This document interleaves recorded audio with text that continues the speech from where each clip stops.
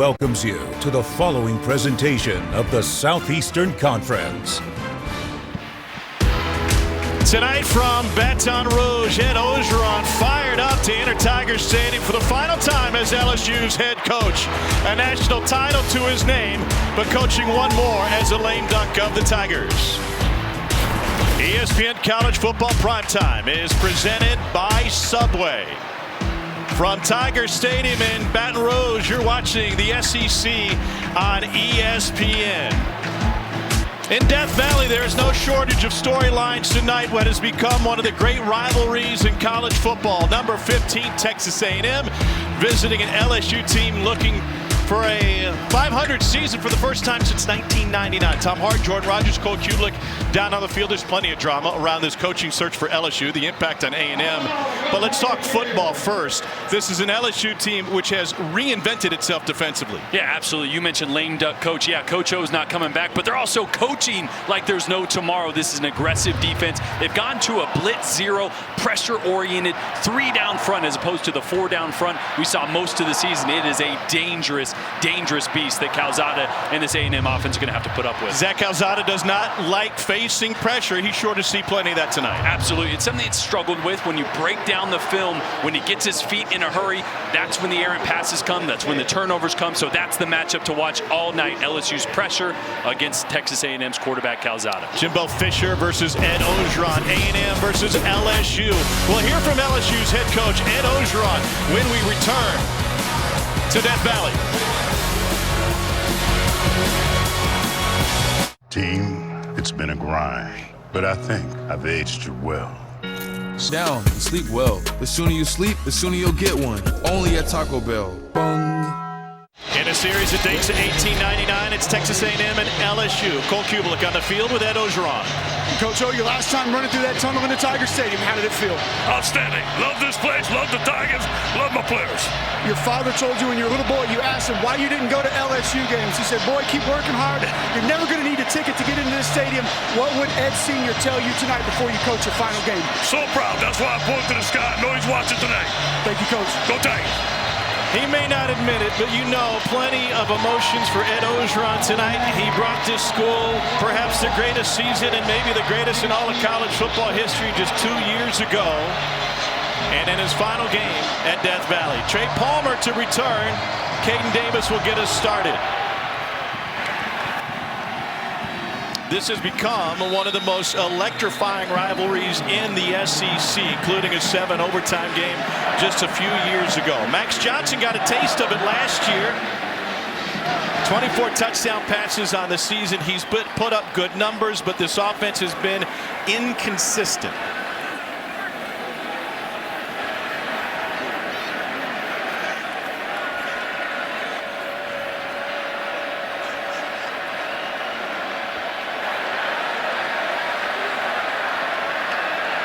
Ty Davis-Price, the running back for LSU. And Johnson to throw on first down. Everybody covered. Trying to make something happen, and he finds Trey Palmer for a loss. Let's take a look at tonight's Chick-fil-A impact players. Tackle for the LSU Tigers has been playing at a very high level. He makes his 45th start tonight. That is more starts than any player in the history of LSU football. 60 games played for Deculus, and he's been a big reason why this offense has been able to get things going late. A native of Mamou, Louisiana. 2nd and 11 now for LSU. Jack Besh, their great tight end, in the slot on the left side. Johnson goes the other way, back to Palmer again. And it's a gain of 5. Talk about that pressure on this LSU offensive line and worrying about a guy like DeMarvin Leal. Yeah, future first-round pick. What's interesting is with the development of Tyree Johnson, number 3 on the outside, Leal now operates mostly on the inside. They're going to move him around, line him up over Liam Shanahan at times on that 3 technique, and he is a handful between the tackles. 11 different starting offensive linemen this season for LSU. Josh Williams seeing some time as a 3rd down back now for the Tigers. Jake Peets told us they had the best 3rd down practice all week. Pressure coming from the safety. Johnson lets it go. Complete for an LSU first down. Malik Neighbors, who's coming off of a career game last week. does a great job with the blitz pickup there. You're right, and brings pressure here. Linebacker and safety. Great job by Josh Williams, the running back, cutting down that linebacker and giving Max Johnson a second longer to get it to Neighbors. 13 yards on the game. LSU's offense, middle of the pack on the season. Not a great running team for most of the year. 117th in the country. Ty Davis-Price had a huge game against Florida, but a slow start to the season, and he picks up just one. That's really crucial that this run game gets going early, right? You mentioned the inconsistencies for this LSU offense, especially on the outside. Their go-to guy has been Jack Besh, number 80, who just checked back into the game. He's lining up right here in the slot. Does it feel like a low-scoring game to you tonight? Boy, I feel like it could be low-scoring or the barn doors could get blown off, and I don't know which one it's going to be. It feels like college football today, right? What a day. Johnson gets rid of this one quickly to the perimeter. Palmer can't squeeze it, and it's incomplete. And that'll leave 3rd and 9. Max Johnson's decision-making, his decisiveness has been something that he's been under fire for a long time, and Jake Peach has been working with him all season on it. Yeah, look, this is a tough offense. They do a ton of 5-man protection, which means the quarterback has a lot of responsibility pre-snap. Find out who that 5th rusher is, identify blitz, distribute the ball quickly. He's grown throughout the year as it's gone on, but yes, holding onto the ball at times a little bit too long. That's what cost LSU in their great game against Alabama, who, by the way, just tied it up against Auburn 10 apiece. Boy, DeMarvin Leal working right over Liam Shanahan, the center, right here again on the inside. On 3rd and 9. Johnson lobs it towards the sideline. We got a flag. Palmer was the closest receiver. Tyreek Chappell, the freshman corner out of Philadelphia, likely to get flagged.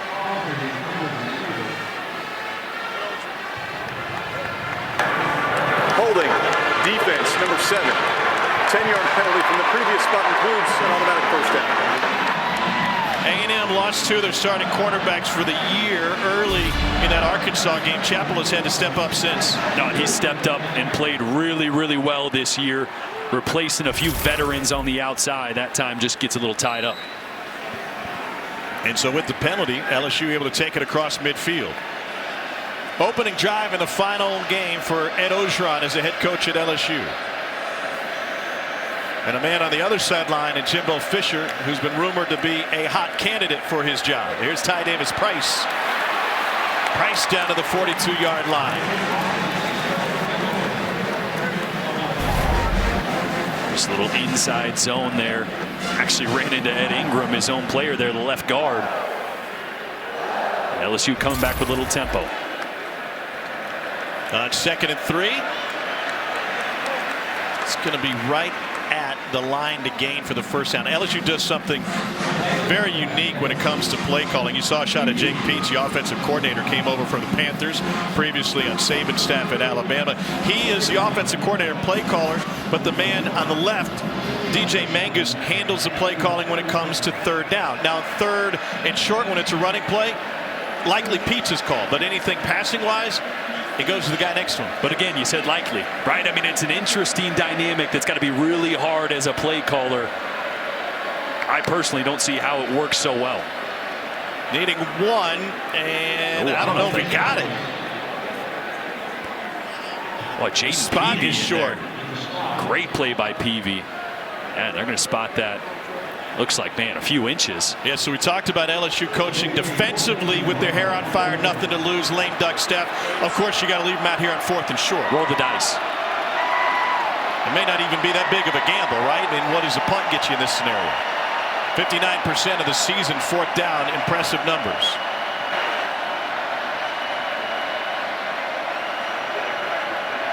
I watch a little zone option to the field here. They need 1, and Davis-Price, who set the LSU rushing record against Florida, picks up 4.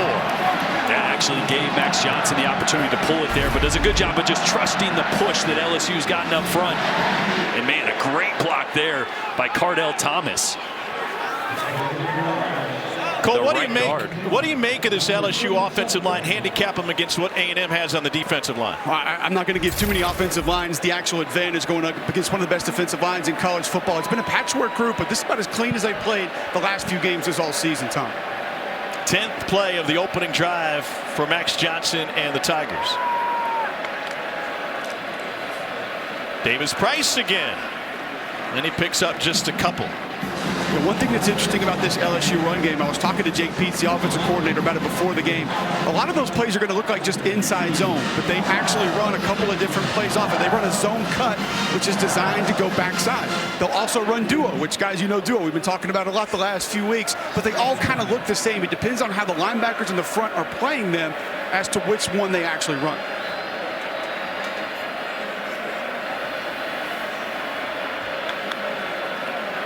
Pressure, and it's tipped in the backfield and able to get in the face of Max Johnson.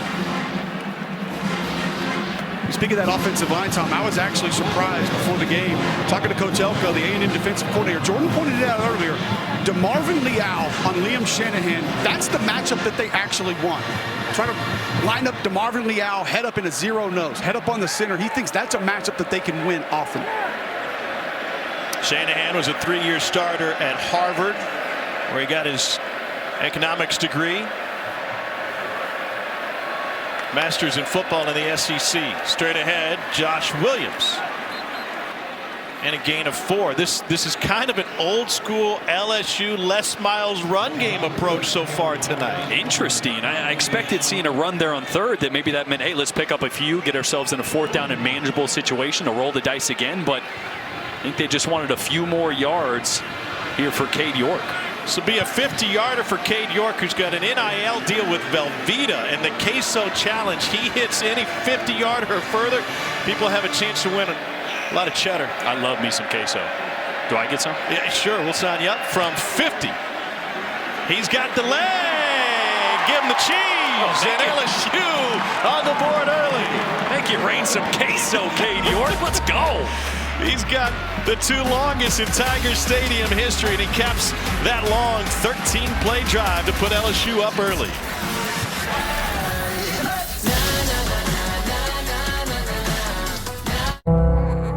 This on Disney Plus. And Orgeron's Tigers, a methodical 13-play, 44-yard drive that ends with a Cade York 50-yard field goal.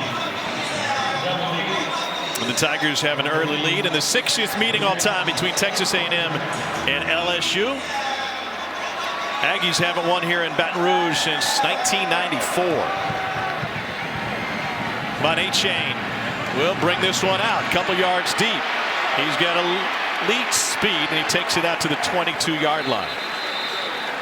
Well, the biggest win of the season for Texas A&M was their upset at home against #1 Alabama. Zach Calzada was magnificent that night, getting final instructions from Jimbo Fisher. The sophomore from Sugar Hill, Georgia, has a rocket for an arm, or to be more accurate, they call him the Cuban Missile.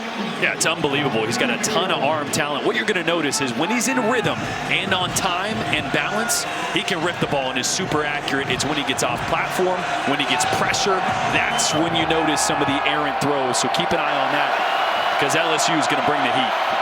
Aggies are down a handful of receivers, very thin in that department, but they go to the air immediately. And they find A-Chain, who is as versatile as they come, for a 1st down. And that's what I think we're going to see a lot of, right? A-Chain's one of the fastest running backs in the entire country, one of the fastest players in the entire country. Might split him out wide a lot with Isaiah Spiller in the backfield, and Damone Clark has a chance with a few tackles tonight to take the national lead. The guy is all over the field. That's the matchup to watch. Already 125 stops on the season for Clark, 7th most in LSU history. And now their lead back, Isaiah Spiller, gets the ball for 4. I mean, think about it this way, with Anias Smith also being their #1 guy, there really are kind of 3 running back-ish type players on the field. With A-Chain, Spiller, Anias, you'll see them used as such all over the field, especially with how thin A&M is right now at wide receiver. Chase Lane out. Tamon Demas out. Caleb Chapman has been banged up. He won't play tonight. Here's Spiller again into the teeth of the LSU defense. And Neil Farrell, who's been playing like a man possessed lately, finally brings him down after a gain of 3. We laid out what LSU has been defensively over the last 3 games from a pressure standpoint. But how does that match up with what A&M wants to do tonight? Well, I think it matches up pretty well. We talked about how banged up A&M is on the outside. A&M, in the games that they've won and played well, they've ran the football extremely well. So the more LSU adds to the box, the more that's difficult for A&M. But I love this right here. Spread LSU out. Going 5 wide. They brought pressure 52% of the time the last 3 games. They bring it here, and it's tipped and incomplete. The change was so drastic because heading into the Bama game, LSU was last in the country in opportunities to bring pressure. And Neil Farrell here is going to get his hands up. Great job. Little spin move there. You don't hit home. Read the quarterback and mirror his arm. Look at that perfect timing, putting his left hand up to knock that down because there was a man open on a dig route, wide open. Trey Palmer set to receive. Nick Constantino will punt it away. Great hang time and a fair catch taken inside the 15. It's a 3-0 lead for LSU. The Tigers back on offense. Will they open it up? We'll see.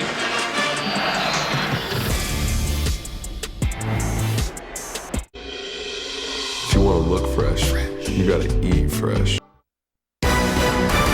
ESPN College Football Primetime is presented by the Eat Fresh Refresh at Subway and in part by Hulu. Get Hulu for 99 cents a month for a year during the Black Friday main event. Well, the Bayou Classic happening tonight in the Caesars Superdome, but last night was a battle of the bands. The Human Jukebox versus the world-famed Tiger Marching Band. Man, we missed it. Should have brought my trombone. You should have, Shorty. 1st and 10 for LSU. This LSU offense, 12 plays, 7 of them on the ground. Max Johnson only 1 pass past 5 yards downfield in that first possession. Well, they lost Keyshawn Butte, right? Their dynamic receiver. He was really their deep threat. Jack Besh was more the ball control underneath guy. Pressure from the edge for A&M. LSU runs right past it. And all the way down goes Ty Davis Price for a pickup of 10 into Damani Richardson. Watch the left side of this offensive line just cave this down completely. I mean, they move almost everybody on the other side of the hash. That's a great job of blowing not even a hole. You can't even call that a hole. They just said, here, run left. That's that wide open. Duo play we talked about, Jordan. You just wash everything down, the back hits it backside.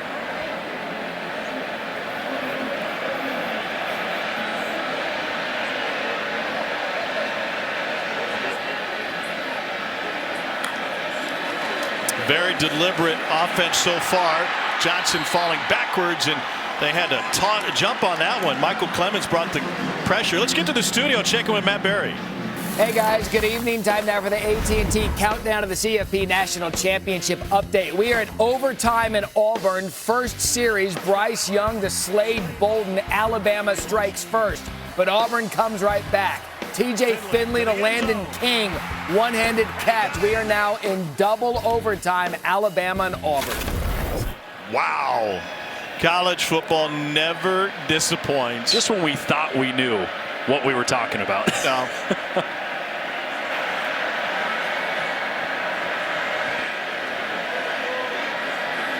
Then to shift Trey Palmer all the way to the near side took a minute.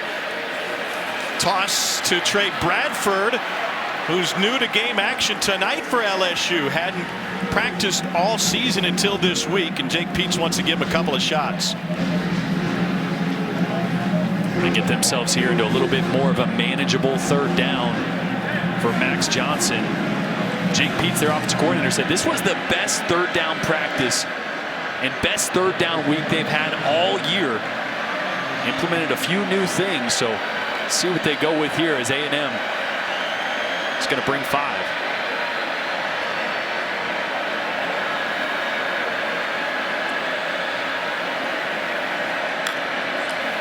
Bring 5, but from a different direction. Max Johnson has to adjust.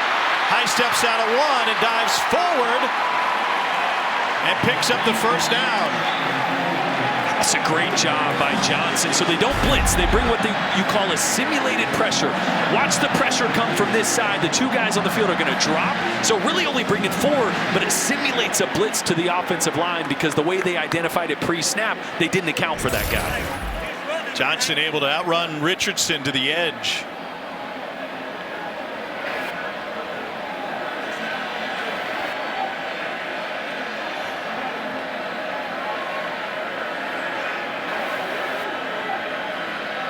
Well, LSU content to work as much clock as necessary. That one into traffic, incomplete.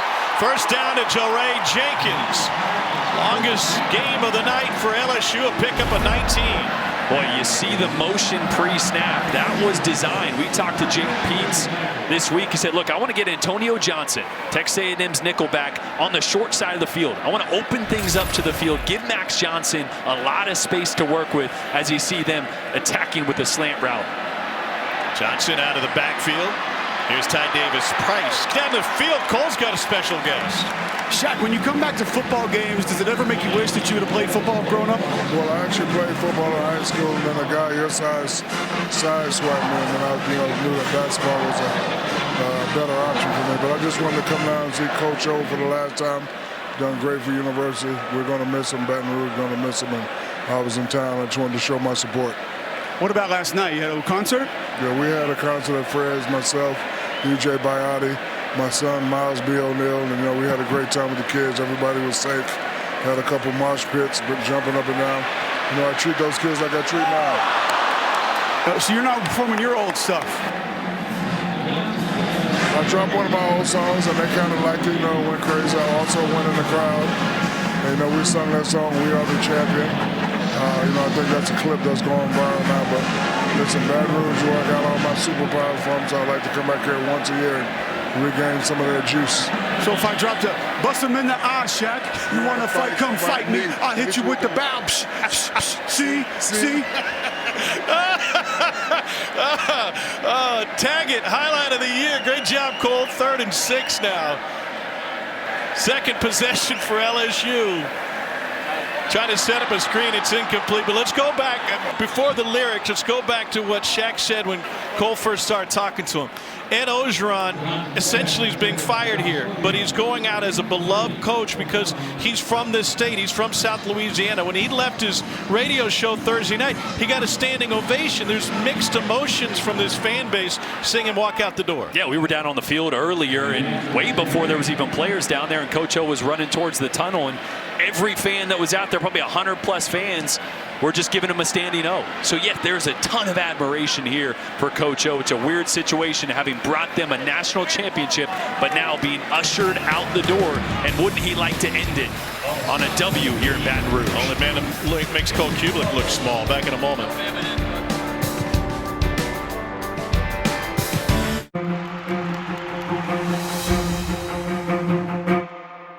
When society hits the brakes, I got gas.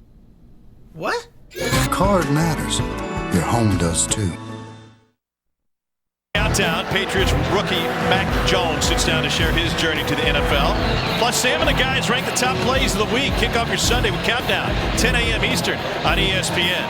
Then our Week 12 Monday Night Football matchup. Russell Wilson and the Seahawks face a must-win game. Take on the Washington football team that's won 2 straight and back into the playoff hunt. 8 Eastern, 5 Pacific on ESPN, ESPN Deportes, and the ESPN app. Our coverage begins with Monday Night Countdown, 6 Eastern, 3 Pacific. Tom Hart, Jordan Rogers, Cole Kublik, second possession for Texas A&M. Zach Calzada swings it out to Anais Smith. And Smith takes it past the 15 for a pickup of 5. Keep an eye on the effectiveness of Anais Smith tonight. Been battling a turf toe. Did not practice all week, but going to be out here giving it a go for the Aggies tonight. 2 touchdowns in that upset win against Alabama. That came after A&M lost at home to Mississippi State. An up and down season for Jimbo Fisher. No gain, jacked down by behind is Isaiah Spiller. B.J. Ojulari got to him. Boy, this is just a zone play away. And you leave this backside end because you're saying, we're going to go so wide here, he can't make that play. B.J. Ojulari says, yeah, hold my beer. I feel like this LSU defense, since the new install against Alabama, they're playing with so much more energy and enthusiasm. Yeah, that was something that Coach O mentioned when Durante Jones and him implemented this new scheme. The players like, yes, we remember this because it's a little bit of what they did with Dave Aranda. Much more aggressive. We'll see here on third down if they decide to bring pressure or play coverage. There are 0 safeties right now. A&M gets it out to A-Chain, and he's taken down. Durante Jones' defense comes up with another big stop. Cover 0 look there. Not a 0 all-out blitz like we will see at sometimes, playing man coverage with a couple guys with zone eyes. Oh, they might actually brought one extra there. That might have been a true cover 0. So great job by Lewis on the outside making that tackle, because if he doesn't, everybody else is in man coverage. Almost looked like Damone Clark was taking his time coming up on pressure. Yeah, he was kind of reading it. Constantino. Palmer stands at the 40. Driven back to the 35. And taken down out of bounds there by A&M. 48-yard punt, nothing on the return. Talking with defensive coordinator Mike Elko before the game, he said our guys are well aware of what happened last time we were here. We were flat embarrassed. Burrow threw for 352 and 3 touchdowns. LSU hung half 100 on Texas A&M. Yeah, a little bit different of an offense they're operating here. Obviously, the deep strikes, not really something Max Johnson has done extremely well. And without Kayshon Boutte, they don't really have the dynamic deep threat like they're used to having. Much more of a ball control passing offense the latter half of the season. That game 2 years ago was 31-0 LSU at the half. They scored touchdowns on each of the first 4 possessions. That was a different offense for all of college football, not just LSU. Straight ahead, Corey Kiner spins his way to an LSU first down and a gain of 13. Boy, watch the tight end Jack Mashburn coming across the formation. Splitter. Yeah. Boy, tight end came across the formation, just got a toe of a defender, and that's the reason that run broke wide open. Seeing a lot of names for LSU in the backfield. They've already had 4 different ball carriers. Straight ahead and a muscle way to a gain of 3 from Kiner again. Go back to that split zone play with Jack Mashburn coming across the line of scrimmage. Not only is it a good block,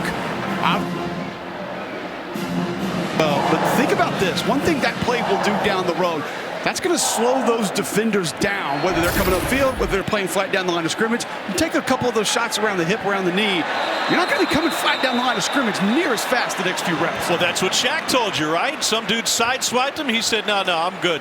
Basketball will be sport for me. And then he tore a goalpost down. Right. What's up? Offside. Defense, number 8. 5-yard penalty. Remains second down. Take your pick. There's a few different Aggies that jump. Jason Autry, our referee tonight. That's one thing. Talking to Jake Peets, the offensive coordinator for LSU, he said we got to mix up the cadence this week. Please reset the game clock to 13 seconds. 1-3. A&M is so talented up front. We got to find a way to make them hesitate, keep them on their toes. That time they got them.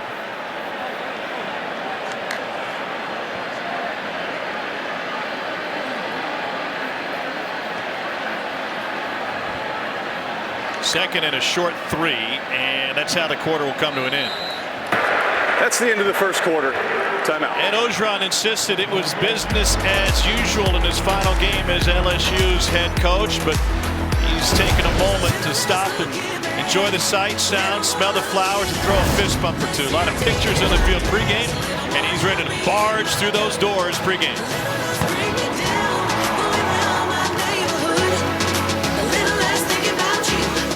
Shop new Black Friday deals at Target. ESPN College Football Primetime is presented by Subway. 60th meeting between LSU and Texas A&M. We welcome those of you who've been watching the Iron Bowl, won in quadruple overtime by Alabama, 24-22. Corey Kiner loses maybe a half yard, and that's going to set up 3rd and short.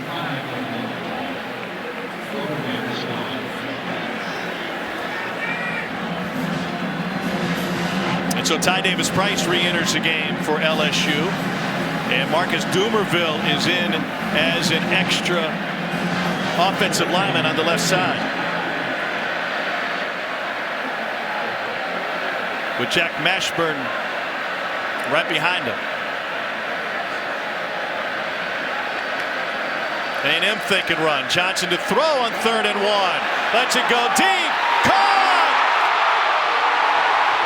Touchdown LSU! Jaray Jenkins. A 45-yard grab on 3rd and 1.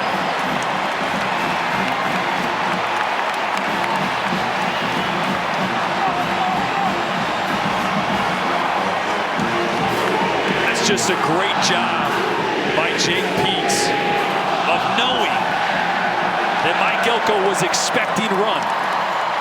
So he gives a look to the field that forces Elko to bring a safety down. You get man coverage on your 3-receiver side. Little switch route. Just great play design by Peets. And they did it with a jumbo package in the game. Max protection for Max Johnson, and it pays off for his 25th touchdown pass of the season.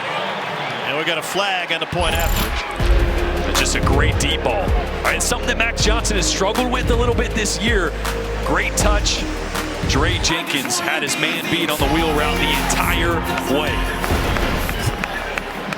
That penalty is declined. The try is good. Timeout. A&M lined up in the neutral zone. LSU has jumped out front with a 10-0 lead against number 15 Texas A&M.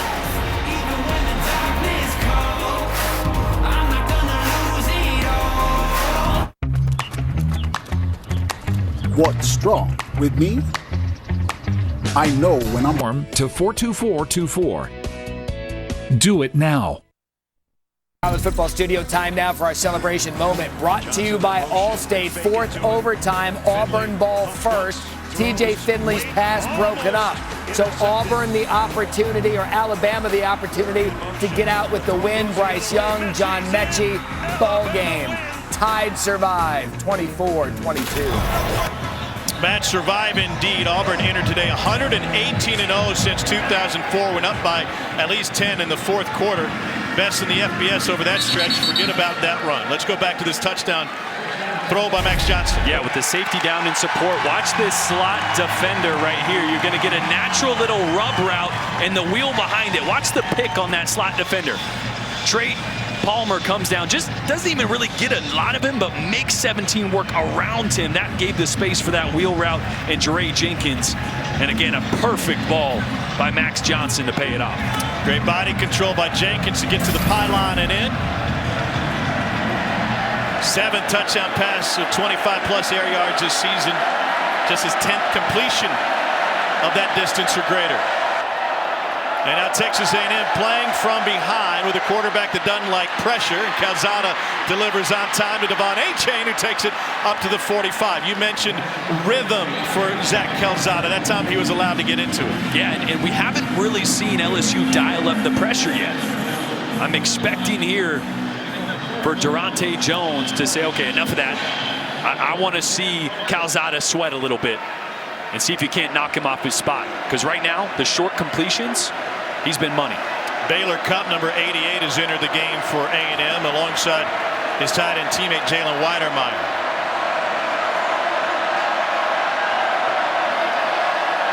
They empty out Achane. No pressure here. Calzada completes to Anais Smith. Pickup of 7. It's the chess match, right, between defensive coordinator, offensive coordinator. You've shown pressure galore, 52% over the last 3 games. Now you back off of it a little bit. When do you go back to your strength? Well, yeah, you know that A&M and Jimbo Fisher has seen that on tape. They have an answer for it. So at what point do you pull it out? At what point do you have a little wrinkle to that zero pressure that we've seen so much the last 3 games? Moose Muhammad, number 7 in the game, bottom of the screen. Great receiver. And Achane hit at the line of the scrimmage by Neil Farrell.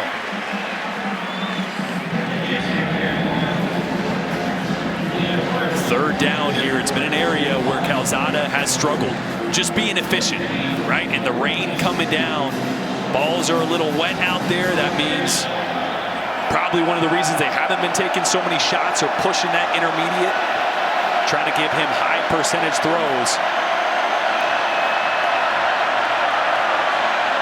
By him, I'm working my tight end, Jalen Weidemeyer, right there. Trying to run for it, and they bottle him up. Damone Clark comes in with others on A-Chain. 4th and a long 1. Offense wants to stay on the field. Yeah, you're going to see Clark right there. The leading tacklers in the entire country is doing a great job of reading that, staying patient. Big 4th down. Jimbo's only gone for it 9 times this season. They're 5 of 9 on 4th down.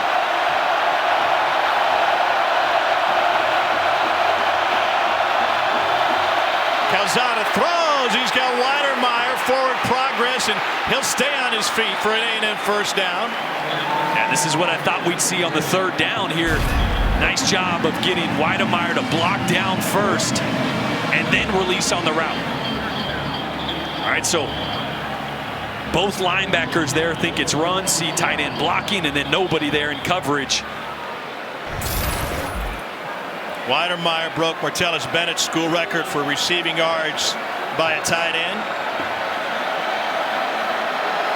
Came in as a leading receiver in this Aggies offense. Pressure coming on Calzada. Goes deep, and it's broken up. Anaya Smith got helicoptered by Cameron Lewis and Damone Clark. One little errant throw there by Zach Calzada. Watch his feet here. Watch how fast they get. Pitter patter, pitter patter. See that movement with his feet? Doesn't really get set. The ball is a little high. It's catchable, but a little off target there. Damone Clark continues to play 5 down for LSU. So they're forcing that offensive line of Texas A&M to just play man up. A&M wants to go empty protection. 5 defensive linemen and linebackers coming each side for LSU. On 2nd and 10. Here's Anaya Smith. And Smith is able to pick up 5.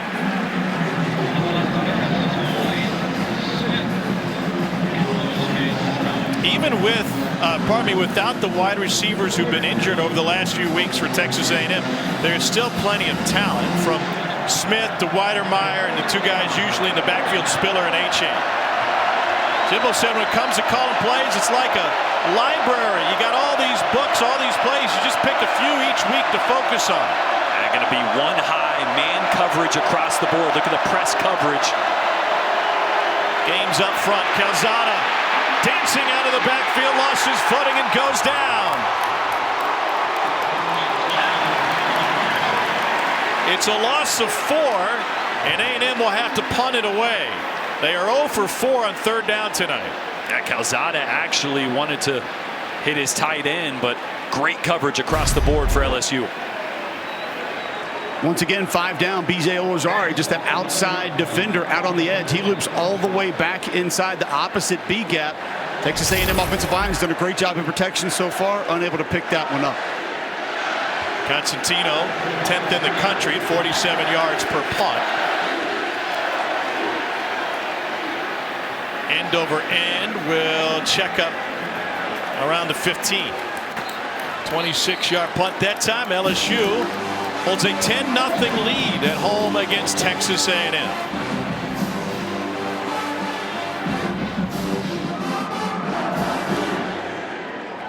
Team, it's been a grind, but I think I've aged you well. Some might say perfect. Who's ready? Welcome their first child Wednesday. Baby Jack is here. 7 pounds, 9 ounces, 20 inches long. Everyone happy and healthy. We wish the best to Russ and his family. Blake Bose peeks his head into the tent following Zach Calzada. As we look at this last play as Calzada braces himself going down. We'll get an update from Cole right after this first down snap for LSU. Ty Davis Price to the left side. Cole, what have you learned? It's a left shoulder for Zach Calzada, same one that actually popped out on him in the Auburn game a couple of weeks ago. So the fear is obviously that the injury just sort of reoccurred. They don't believe it's anything that should keep him out for the rest of this game. Is coming right back out of the injury tent now. Had the pads off, got him back on, and Calzada just came back out of the tent. Calzada 7 of 9 so far tonight. Max Johnson only 6 of 11, but he's thrown for a touchdown. Great coverage down the field. They go across the middle, and that's good for an LSU first down to Jenkins, who has the touchdown catch. And working on the inside slot to the right. Great job of slow playing. You see how he worked the top of that route? A lot of times receivers and young receivers will rush things too much. The more patient you are with some of those routes, more separation you can get. Well, it looked like early movement, but no flag, and there's Jenkins again. Jimbo Fisher on the right, Zach Calzada on the left. Talking about the shoulder situation. It didn't look like a shoulder conversation. Yeah, that kind of conversation tells me he's coming back in, because it does look like they're making adjustments. That looks like a you missed this route. Why? Exactly. Yeah. Not a hey, how's your shoulder feeling? Good? Good? Okay. Down the sideline, Jenkins again has it knocked away at the last second by Jalen Jones. Cole, you've been on a team that Jimbo was coaching on. He's a no-nonsense guy. He is a direct communicator. And he coaches quarterbacks hard. And it's something that he'll admit to you, is he'll say, listen, quarterbacks are going to be hard to deal with. I think one advantage that he has is Damian Craig being on his staff. Damian obviously played quarterback for Jimbo when I was on that Auburn team as well. So Damian knows what it's like. Told me he's had a few conversations with Calzada just about how to take that coaching from Jimbo Fisher. Jimbo was a quarterback at Salem College for Terry Bowden, then on to Samford, where he was the D3 National Player of the Year in 1987.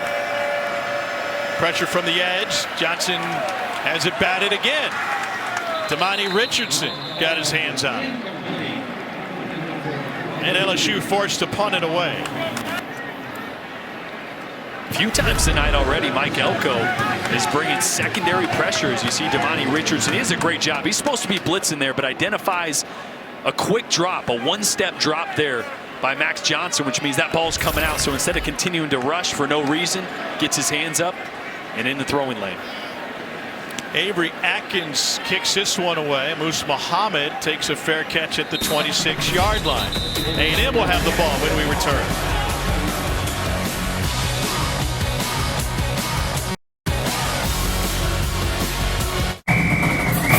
Curve ahead. Hey, buddy, want me to drive? Why would I want that? Everyone says you couldn't handle the curve.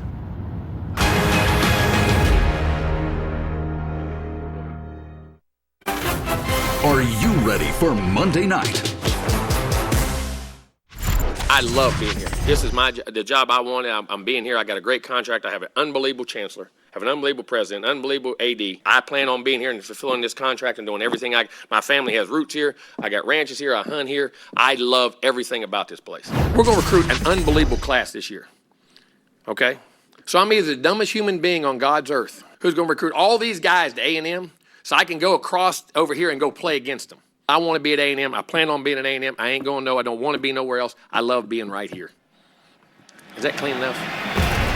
The reason Jimbo Fisher continues to be asked about the LSU opening is because he has history here, and the athletic director at LSU, Scott Woodward, was the athletic director at Texas A&M prior, and even before that was on staff as their football liaison when Jimbo was on Nick Saban's staff. Completion to the perimeter to Anais Smith. And so the undercurrent before the game, when all three of us was on the field, was what is going on with the LSU job? And even if it's not Jimbo Fisher, Cole, that's a direct impact to A&M based on the recruiting battles that they have in Houston. Absolutely. And that was the first thing that came up when we talked to all of these coaching staffs about this job and these two teams playing one another. Just the rivalry in general was Houston and recruiting Houston, how important that is to both of these universities. 2nd and 1 now for Zach Calzada back in there after the shoulder injury, and Isaiah Spiller picks up the first down. Goes around the umpire up to the 45-yard line. Scott Woodward, the Director of External Affairs here at LSU, first time around 2000 to 2004, while Jimbo was the offensive coordinator and the quarterback coach, and then the A&M AD, and brought in Jimbo before Scott came back home to Baton Rouge, where he grew up. So there's the connection, and Aggies all over the world are saying, would you stop talking about Jimbo going to LSU? He has said he's happy, but the feeling you get talking to A&M people that are involved in this is that they're not going to feel totally comfortable until there's somebody else standing at the podium for LSU. Now, Cole, you talked to Jimbo before the game. Did you get a feel either way? Now, listen, I've known Jimbo for over 20 years. He's my offensive coordinator at Auburn. I've known a lot, and I had no indication from just being around him, talking to him, seeing his demeanor that anything's going to change for he or A&M moving forward. And so if that's the case, if Jimbo stays at Texas A&M, and Scott Woodward has told people apparently we're going to have a home run hire, and he's done that in other sports, bringing Kim Mulkey in, for example, for the LSU basketball program, that they're going to swing for the fences. You take somebody off of the list is getting pretty short rather quickly. Yeah, especially with all the coaches that have kind of re-signed, James Franklin, Mel Tucker. But if there's still one splash hire out there that's a little bit of an unknown, Lincoln Riley. That's the one that you could go, whoa, that was a good hire. Yeah. Calzada lets go of this one and completes it. That'll go for an A&M first down to A-Chain, and he was able to run free for a pickup of 23. What is in it for Lincoln Riley to leave Norman for Baton Rouge? That's the thing. I mean, a little more money, yes. The recruiting hotbed and the fence that you can put up around LSU, a couple 100 miles around LSU that you can control, one of the best recruiting hotbeds in the country, yes. But there's a sense of urgency here. You come here, you know you got to compete for championships right away. It's not a ripple effect when the LSU hire gets made. It'll be a seismic wave going throughout college football if Woodward gets his guy. Matt Barry is our guy. Let's check in with the studio. Gentlemen, so kind as I check in on Bedlam, Oklahoma State and Oklahoma. Spencer Sanders here to Tay Martin. Good catch and throw. Pokes take an early 7-0 lead. Then Caleb Williams to Brian Darby to tie it up. Guys, if you want to know who's taking the LSU job, just hit the message boards. I'm tired of reading Joey's posts on all the message boards, but timely that we get an update from Bedlam. After the Weidermeyer first down, they go straight ahead with A-Chain. Pick up a 4. You get on those message boards, they probably think Belichick's coming to LSU. Well, you wouldn't be that far off because Bill O'Brien's name has been thrown around, and Alabama able to pull that one off in quadruple overtime tonight. When I say that was the talk of the town inside the stadium on the field, that is not an understatement. From assistant coaches, ADs, we have baseball coaches down there talking about it.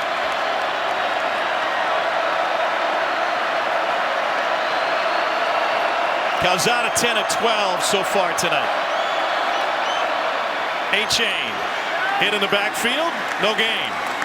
Micah Baskerville found his way back there. Again, we've talked a few times about that 5-down front for LSU, manning up the offensive line. That means those linebackers are going to run completely free, as we saw Micah Baskerville get his head in there, Damone Clark as well. They occupy every O-lineman. That means no double teams can get to that second level. A&M hasn't converted a third down yet tonight.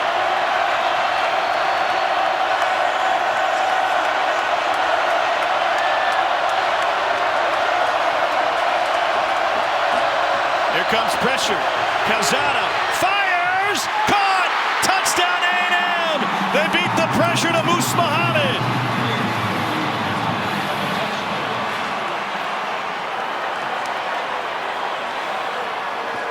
What a strike from the strong arm Calzada in the face of pressure. Boy, here's that cover zero, right? Nobody deep.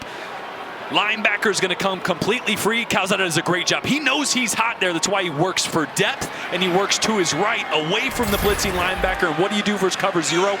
Replace it. Attack the middle of the field where there is no safety help. First third down conversion of the night. It comes against the blitz. It ends in 7. Talking with Durante Jones, the defensive coordinator, he said, it's the truth. When you blitz, you go cover zero. Somebody's band is going to play. It's the Aggies on that one.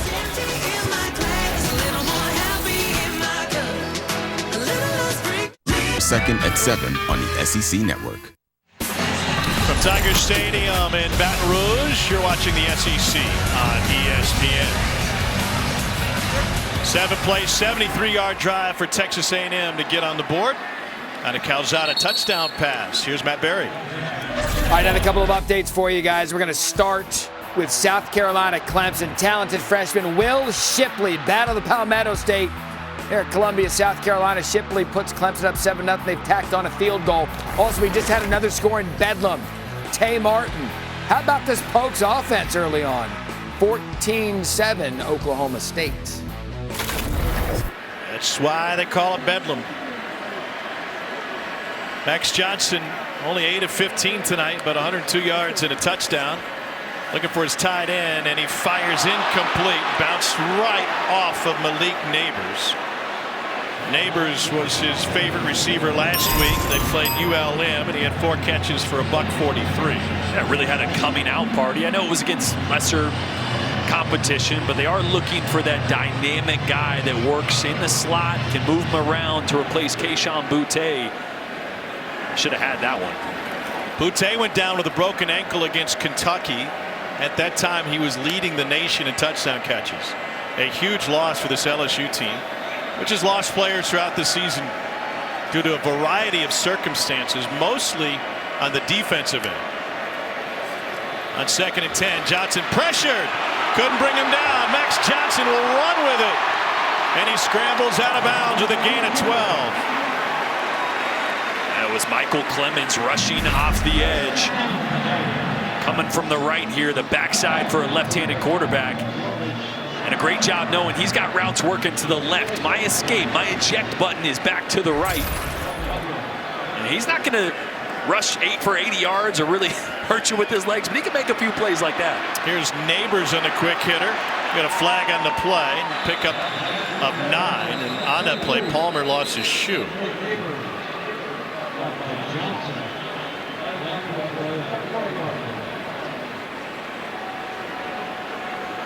Jason Aubrey, our referee tonight. During the run, illegal block in the back. Offense number 3. 10-yard penalty from the spot of the foul. Repeat, first down. Ty Davis Price.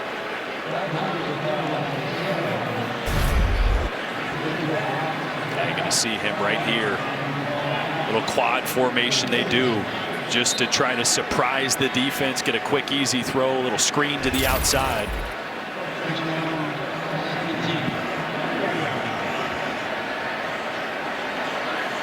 It's been a quiet night so far for Jack Besh. Tight end, hybrid, wide receiver. He's been their best player second half of this season. No receptions so far tonight. Didn't practice much this week, battling the flu. Davis Price gets stuck as he tried to turn the corner. No gain. Jordan Gilbert, Louisiana native out of White Castle and U-High, comes up with a big hit for the Aggies. You mentioned Besh didn't practice, and talking to Jake Peetsy, he's like, look, this is a Julian Edelman type player. He's going to be a slot guy that's going to play in the NFL, but he needs reps. It hasn't quite clicked for him. So without the reps, we just haven't seen him utilized as much as LSU, I think, developed a lot of new plays and new concepts for their third down attack tonight. He hadn't even been targeted tonight. No. So to leave a 2nd and 17 as A&M uses a timeout. Back to the studio, Matt. Guys, we have a great Mercedes EQ halftime report coming up. The Iron Bowl for the ages. They made history. We'll tell you how they did that. Plus, Jim Harbaugh made his own history today in the game against Ohio State, setting up a remarkable finish. Plus, Oklahoma State in Bedlam, getting the best of Oklahoma so far. Jesse Palmer, Joey Galloway join me coming up on the Mercedes EQ halftime report. All right, Matt, thanks. Just make sure Joey logs off of Tiger droppings so he can participate at the half. Let's take a look at this week's college football playoff rankings brought to you by Capital One. No problem for Georgia on the flats today against their rivals from Tech, 45-0. What a thriller between Ohio State and Michigan in the snow. They can bump them down a few. Alabama might get bumped down a few. Michigan's going to be on the rise. It's going to be interesting to see how the committee sorts this out on Tuesday. Cincinnati Friday with a convincing win on the road in Greenville against East Carolina.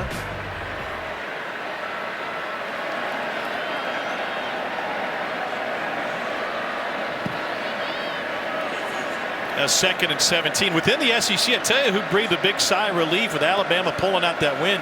Lane Kiffin. Ole Miss has an inside track at the Sugar Bowl. assuming Alabama gets into the playoff. That won the case when they were down 10 in the fourth quarter. A little jawing afterwards on the catch by Davis Price. He and Aaron Hansford. That's a fun matchup. Hansford, one of the most versatile players you'll see in college football. Leading A&M in tackles. He came in as a wide receiver. And they just threw him at linebacker one day in bowl practice. Mike Elko looked up and said, "Who's number 1?" Got DeMarvin Leal working on the center once again.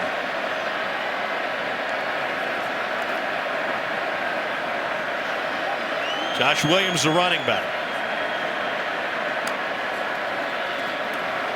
On 3rd and 11, A&M drops 8. Long pass, knocked loose. Jenkins had his hands on it. Jalen Jones separated him from the football, and LSU will have to punt. Boy, stymied DeMarvin Leal. Kept the running back in for protection. Max Johnson does a great job of identifying an open receiver. But how about the play there by Jalen Jones? You know, we like to complain about targeting and is it worth it? Is it changing behavior? That was a play where it changed behavior. Yeah. Right. Jalen Jones didn't leap, target, aim to blow up the receiver. Instead, nice physical, clean hit to break up the pass. So a 41-yard punt that time, and LSU with a 10-7 lead. It was a really good start for LSU in this game, even though it was a very methodical offensive attack. Now they've given Max Johnson a chance to air it out a little bit. Absolutely. You know, the rain has been a little frustrating. It's starting to calm down a little bit for a quarterback. That always messes you up a little bit, but I think they're getting comfortable in their plan, right? Jack Besh hasn't been part of it. It's a new plan for LSU's offense. They're starting to hit their rhythm. What about LSU's pressure? They brought more pressure than almost anybody over the last 3 games. Started with that Alabama near upset. How come we haven't seen more of it tonight? I think they're going to start dialing it up. The problem is Zach Calzada's been really good against the pressure. A couple big-time throws off his back foot when LSU has brought the pressure, but that's their identity now. And again, you have a coach in Coach O that's going to push all of his chips to the center of the table and just see what happens. There's no love lost between these two programs going back to that 7 overtime game. And we got a flag at the end of this one. That was the first win for A&M against LSU since they entered the SEC. And that game had its drama not only on the field but off of it, especially after the win was finalized by Texas A&M. And pushing and shoving and sideline shenanigans from folks on both sides. There is no foul for an Eagle block in the back. It's second down.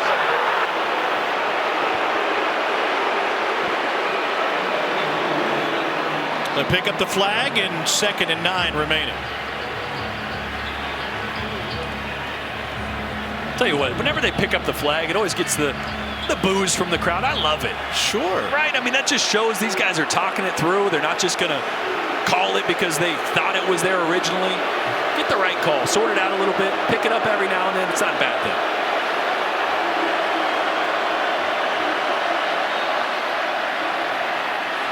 Calzada dancing, and he gets taken down. Held on too long, and Jacqueline Rock takes him down for a loss of 9. And this is one of the things we talked about coming into this game. Calzada holding on to the ball a little bit under pressure as well. A similar problem that Max Johnson had here. He's got to get rid of it, right? He's looking for A-Chain in the slot. That ball had to come out right off the break, right as soon as A-Chain broke on that out route. It didn't. The hesitation. Can't ask your offensive line in 5-man quick protection to protect for that long. No matter what is happening with an LSU football program, they seem to always have talented defensive tackles. I tell you, I saw maybe the most talented they've had. No offense, Bug. Glenn Dorsey down here on the field before the game, just standing next to him, thinking about all the terror that he wreaked on this field. We're in 72. Man, that guy was fun to watch. No doubt about it. There's a lot of talent down on the field every game here at LSU, but no doubt, just like Shaq told you early in the game, Cole, folks wanted to stop by and wish Ed Ogeron the best on his way out. You had Hall of Famer Alan Faneca wearing the gold jacket down here. You had Glenn Dorsey, like you mentioned, Shaq walking around. A lot of star power on the sidelines for LSU tonight. An undefeated season and a national title 2 years ago. 3rd and long coming out of the timeout. Where's A&M go? I think it's a quick throw. A safe throw here. Don't want to force anything. 1:16 left in the half. They will run it on 3rd and 17 and be content now to punt it away. Yeah, LSU is just too opportunistic at times. You can't risk throwing into coverage there, forcing a turnover. So it had to be a handoff or a quick, easy, high percentage throw. It was an epic game in 2018. A&M ranked 22nd, LSU number 7. 72 all in the 7th overtime. Kendrick Rogers off with severe cramps in his calves. Got together just in time to get back in the game. Grabbed Kellerman's 2-point conversion pass. Tied an NCAA record for most overtimes in an FBS game before it was broken this year with Illinois and Penn State. 74 points allowed by LSU, the most ever given up by a ranked team. And we talked to Jimbo about a little bit about that game, but mostly about the overtime rules that have come about because of it. You saw it in Auburn today. He said, I don't like the new rules. We got to figure out a different way to do it. If LSU had to play the next week, they would have been without about half their team. Dehydration, injuries, that was a marathon of a game. Yeah, I mean, I think it was a little bit of a knee-jerk reaction, right? You change the rules for a game that is really the exception. It's not the rule that hardly ever happens in the history of football. I'll tell you what, I like the new rules from a standpoint of it's exciting. The back and forth 2-point drills, 2-point conversions, but I agree. I think that's not perfect. Got to be a middle ground. Fair catch taken at the 38 by Trey Palmer after that 47-yard punt. 1:06 to go. LSU up 10-7. Max Johnson 10 of 19 for 112 yards and a touchdown tonight. Talking with Jake Peach, the offensive coordinator for the game, he just kept saying this is going to be fun. This is going to be fun. We got to make it happen in the red zone. And so far, Peets, who was a walk-on at Nebraska, played under Bill Callahan, trying to get LSU back with one more shot. 66 seconds left in the half.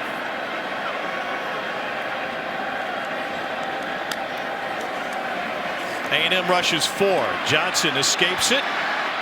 Barely. Get past the line of scrimmage for a gain only of 1. Well, I tell you what, we mentioned the versatility of DeMarvin Leal for Texas A&M. He's been working on Garrett Dillinger over there at left tackle and had a couple of bull rushes that have been absolutely filthy. Yeah, he just shoved Dillinger to the river on that one. Here's a screen to Palmer. Up the hash marks, got blocking. Trey Palmer to the 30, the 20, and stays inside for a touchdown. LSU, a tightrope of 61 yards.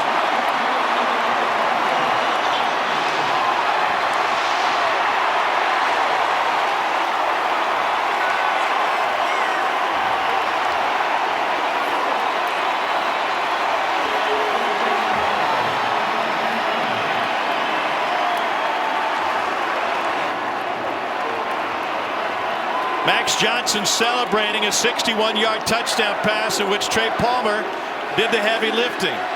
What vision and speed.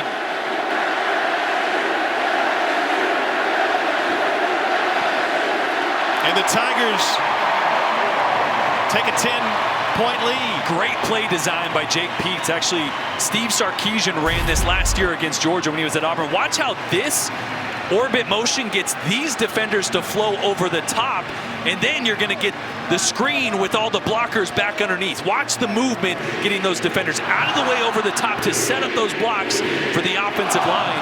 Gets all the attention on the orbit motion in the backfield and sets them up exactly for where you want to attack. Palmer able to stay in bounds down the sideline. Jake Peets, yeah, that's a great play call. Last year when Sark ran it, it was the first time I'd seen it. I thought it was a cool wrinkle to that jailbreak quick screen that you normally see. I think another thing we saw there, the replay from the coach's booth, the emotion, the stress, the daily living on a staff that is a lame duck staff that Jake Peets has gone through really over the entire season. Well, these coaches want to go out on a high note for their players. They want to go out on a high note for themselves as well. I mean, for Jake Peets, this is still an audition, right? He's hoping to pick up a job very quickly after this, wherever that may be. College, NFL, or otherwise. Came here from the Panthers. Next Sunday, we'll have the exclusive reveal of the college football playoff matchups in the Cotton and the Orange Bowl. We'll be playing on New Year's Eve on ESPN. Reese and the guys will also unveil the New Year's 6 bowl games and have the final top 25 rankings in this 4-hour special. It all starts at noon Eastern, 9 a.m. Pacific, after Sunday NFL Countdown on ESPN and the ESPN app. One app, one tap. Max Johnson obviously comes from a competitive family. His dad, Brad, won a Super Bowl. His uncle is Mark Rick. His mom was a great volleyball player at USF. Couple touchdown passes for the lefty. And now Devon A-Chain bottled up, taken down in the backfield. Sony Fanua celebrating his senior day. And even though they have 2 timeouts, A&M is going to be content to let this one go to halftime, right? You call a run play there in case it spits for 10, 15, 20 yards, then you maybe push the tempo. But more bad can happen here, backed up this far, than good. Take it to halftime. Jimbo's got some adjustments to make because right now LSU is controlling this. Coaching drama on both sidelines, and the home fans happy. 17-7 at the half. Let's take you to the studio. Gentlemen, thank you. Mercedes EQ halftime report. Matt, Jesse, and Joey with you on an SEC Saturday night. We begin at the Iron Bowl, Alabama and Auburn. Second quarter, TJ Finley swing to Kobe Hudson, 15-yard TD. They were missing Hudson in their loss against South Carolina last week. Big weapon in the slot. 7-0 Auburn, fourth quarter. Auburn trying to run out the clock. 3rd and 2, Tank Bigsby can't get it. And this play changed the game. Auburn gets a first down. It's a much different story. Alabama gets another shot. 43 seconds left. Bryce Young, Jaleel Billingsley for a first down. Bryce Young was sacked 7 times in this game, but late they gave him an opportunity on 4th and 7. Huge connection. Conversion, and then Young, Ja'Cory Brooks. What a throw. Yeah, I don't know what's better, the throw or the catch. Brooks catches this ball over his outside shoulder. The ball leaves your sight pattern when it does that. Pulls this in, gets a foot down, and now we have a ball game. You saw Kappa Alpha Theta was stunned. Here, overtime. First overtime in Iron Bowl history. Finley to Landon King. And Finley's basically playing on one leg, got hurt earlier in the game, and the one-handed catch by the true freshman Landon King. Wow. So that ties the game after an Alabama touchdown. Then Finley. Pass broken up in the back of the end zone. They had it first in the 2-point conversion round. Yeah, they ran the ball so well. I thought they might try to run it here, but they went to a pass. It didn't work. Basically, penalty kicks in college football. John Mechie for the win.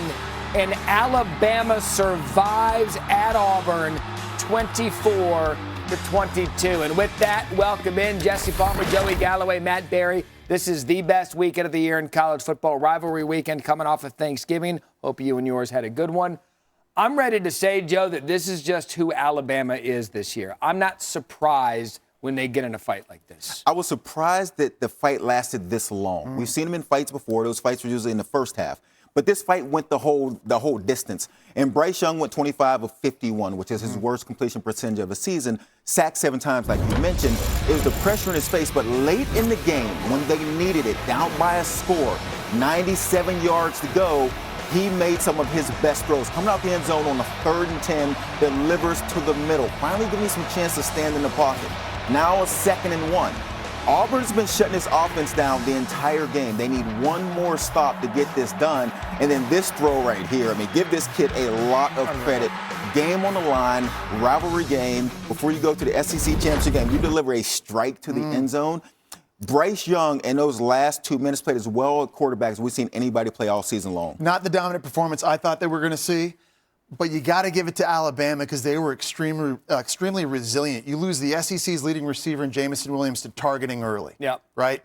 Brian Robinson starting tailback out late in the game. Right tackle Damian George struggles, gets benched, and they lose their starting center.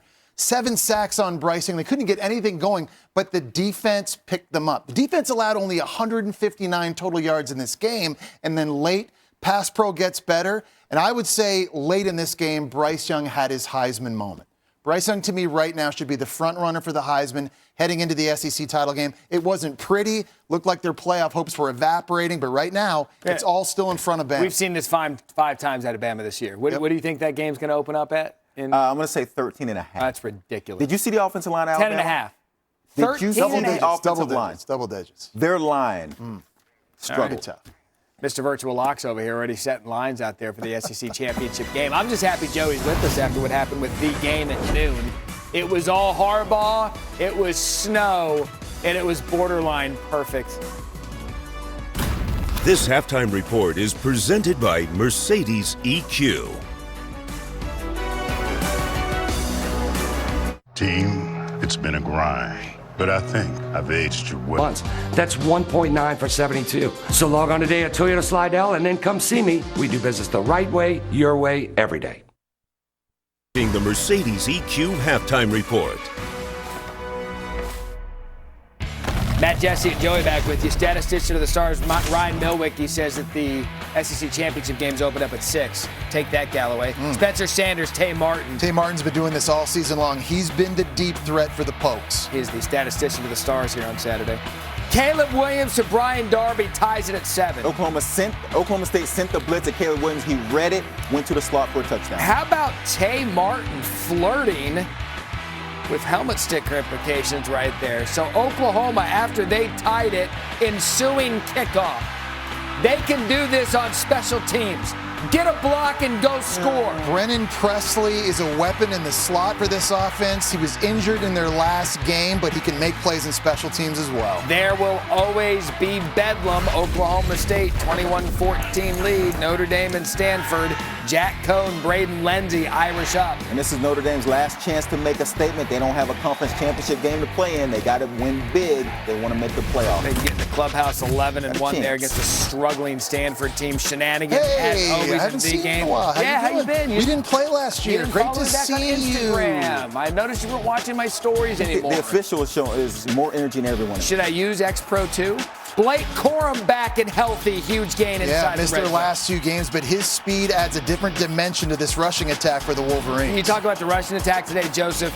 This was all Hassan Haskins and what they were able to do. And Haskins already had 1,000 yards coming into this game and then had a big one as Michigan was just way too physical for Ohio State up front. 21-13 Wolverines at that point. Next drive, Haskins again just trots in. 225-pound back, and he was a workhorse, guys. 28 carries in this game. C.J. Stroud just never got comfortable this afternoon. Jackson Smith and Jigba had a nice game. Watch this grab. Down by 2 scores. This is a 3rd and 19. Great catch by Smith and Jigba. He's their slot receiver. He's the guy they go to in big moments on 3rd and 4th down. Same drive now, 4th and 4. Would have to convert again after we switched quarters. Smith and Jigba again convert. Good read by Stroud. That was the only receiver that had free access on the line of scrimmage. 2nd and goal. Talented freshman Travion Henderson keeps this a game. Ohio State within 1 score. 3 minutes to play. 35-27 Michigan. And this would be the backbreaker. Haskins, 20 yards and a hurdle. And Michigan ran the ball for 297 yards. Most of it by Haskins. Does the work. Give the offensive line a lot of credit for what they did up front. Every time Ohio State answers, so did Michigan. They snapped the 8-game losing streak. Jim Harbaugh gets his coveted win against Ohio State. They will head to the Big Ten championship game to play Iowa after Wisconsin lost earlier today. So for the first time in the storied history of the rivalry, a player rushed for 5 touchdowns. Haskins also matched the score record for rushing touchdowns in a game, first set by Ron Johnson in 1968.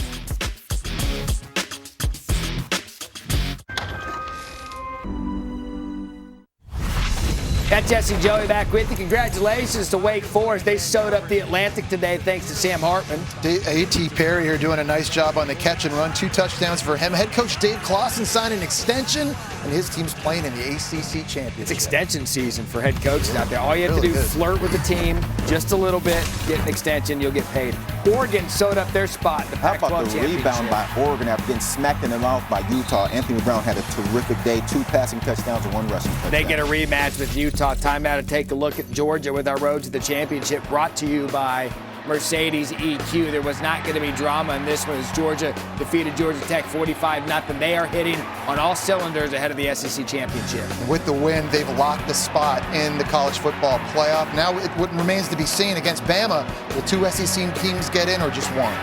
So here's a look at the championship game picture. We are waiting for the Big 12. The rest are set. A lot of them and most of them can be seen on ABC or ESPN. I'm here to present the facts. Thousands of people and small business.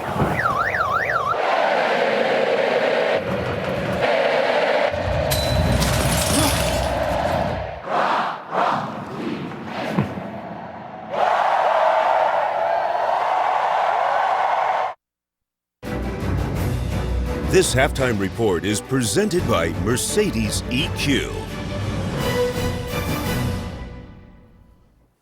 Joey, did the Tigers send out LSU and Ed Orgeron a winner? No, I got A&M coming back to win this game. Really? I got LSU and the emotion playing at home for Coach O hanging on. Jesse, Joey, and Matt, it has been our pleasure serving your halftime needs.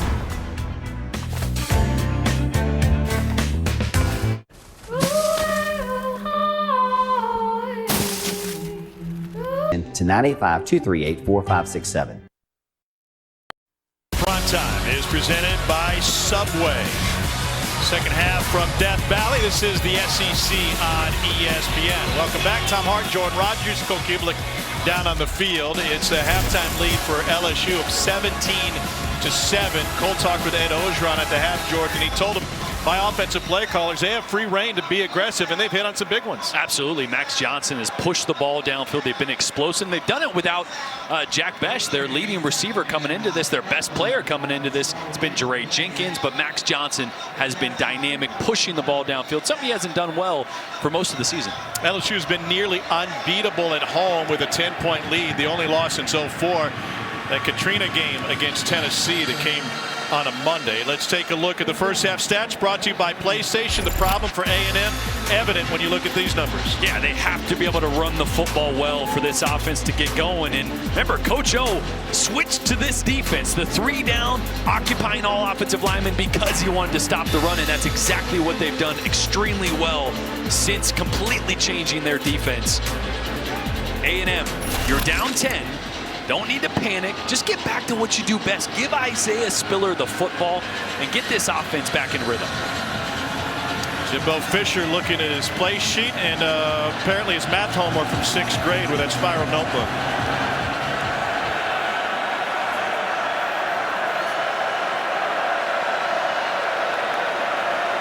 Calzada 12 of 14 for 112 yards. He'll throw it here, and he completes it on the slant, but we got whistles and flags, and we'll redo this one. Prior to the snap, false start, offense, number 85, 5-yard penalty, remains first down. Cole, what'd you learn at halftime? I asked Jimbo Fisher come out of the locker room. I said, a lot of 5 down. How do you feel Zach Calzada is handling it? He said, extremely well. My offensive line's not handling it. So we got to block better, both run game and pass protection. Defensively, he said tackling in space. That is the big issue that he sees. If that improves, he feels good about the Aggies having a chance to win this game. And that was certainly an issue. Thank you on the screenplay to Trey Palmer. Took it 61 yards for LSU's second touchdown of the game.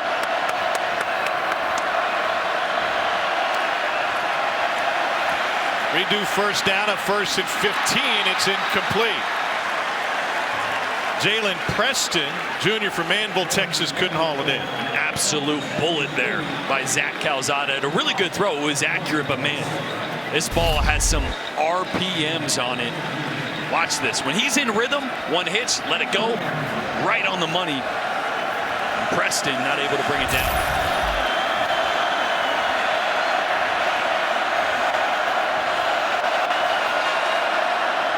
Second and long to the slant and complete. And that'll leave 3rd and 15. Muhammad, the intended receiver, right through his hands. So the previous play, you want to rip that ball. It's a curl route. The receiver's got to expect that on a slant route right like that, in breaking on a slot receiver. You got to take a little bit off that ball. It was too fast, too hard for that receiver to pick up. Coach Orgeron said bringing a pressure wasn't as easy when A&M went empty. Let's see what they do with the running back A-chain. They bring 5. Calzada pushed out of the pocket. Off balance, flicks it downfield, incomplete. And LSU forces a punt on the first possession of the second half. And it was number 97, Glenn Logan, providing some pressure on Calzada that time. And as a quarterback running flat, a right-handed quarterback running flat to your left, that's tough. Impressive defensive performance by LSU over the last 3.5 games, especially considering the talent that they have lost this season, including multiple first-rounders. This is a line drive punt. Constantinu all the way down to the 24. Palmer trying to slow play this one. That doesn't work out for him. 57-yard punt. Here's Max Johnson in the first half. Yeah, I mentioned dynamic throwing the football downfield. That was the wheel route earlier to Jeray Jenkins, right on the money. Couple good quick throws, and this one, the jailbreak screen to Trey Palmer. The great play design there by Jake Peets. So this Thanksgiving week, you may have played some, I don't know, backyard football or card games or board games with your family. I guarantee you, you weren't as competitive as the Johnson family with all the games that they've played, whether it be ping pong, backyard volleyball. This one complete for a first down. It's Jeray Jenkins again. Max told us earlier this season that they had a beach volleyball game in Destin that was so hotly contested with all the family members. Nobody talked to each other for a month afterwards. Oh, man. I mean, that's what makes this kid special, though. He's talented, yes, but he's such a competitor. Palmer picks up only a couple. Max insists he's the family ping pong champ. He's got the belt to prove it. Epic spin shot. Yeah, tennis, shuffleboard, ping pong. Got a belt for everything. Where do you stand on air hockey? I am terrible at air hockey. Absolutely terrible. Never felt more or less like an athlete than playing air hockey. Air My hockey. eye-hand coordination, I'm like whiffing on it, and I'm like, Cole, let's go bubble hockey, U.S. versus the Soviets after the game tonight. How about that? I am in on that. I missed that game. On 2nd and 8, they try to run it with Ty Davis-Price. Tom, you mentioned that beach volleyball game. How is it fair when Mom Nikki is 3rd all-time in kills and aces at South Florida and 2nd all-time in digs as a volleyball player? I mean, that's a cheat code for whichever team has Mom. Well, that just means she's the first pick. Yeah. Well, Big Bad Brad to get on TikTok, he'll be the first pick there. LSU 3 of 8 on 3rd downs tonight. Max Johnson has experienced incredible growth this season as a starting quarterback at LSU. Miles Brennan, broken arm in the offseason. And we talked with Max after the UCLA game. It's like he had so much growth potential, but was missing on some very basics in the opener. Yeah, and it's a difficult offense to pick up this quickly. And on this play here, Max has got to know he's hot to the field. His hot route is actually Jack Besh on a quick flat route right there, coming right at the screen. Damani Richardson, no blocker for him, and that's one he missed. Atkins punts it away. And a fair catch taken at the 21-yard line by Mohammed. 17-7, LSU with the lead.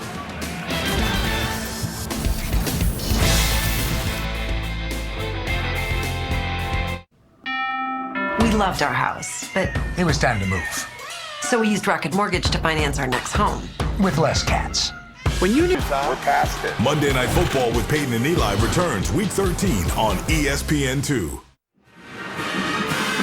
LSU trying to avoid its first losing season since 1999. The Tigers have a 17-7 lead at Tiger Stadium over number 15 Texas A&M.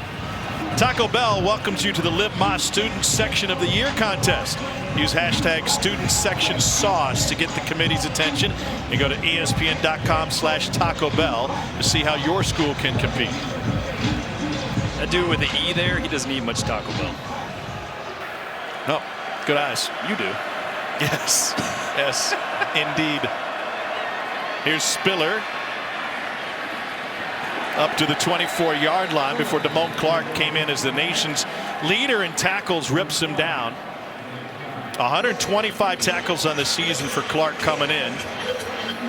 Coming out of Southern Lab in Baton Rouge, played a couple different sports. His high school track coach convinced him to try the javelin.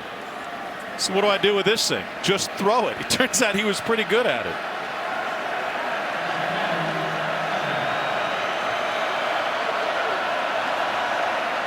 Calzada goes to the right and double slant complete to Anais Smith for a first down.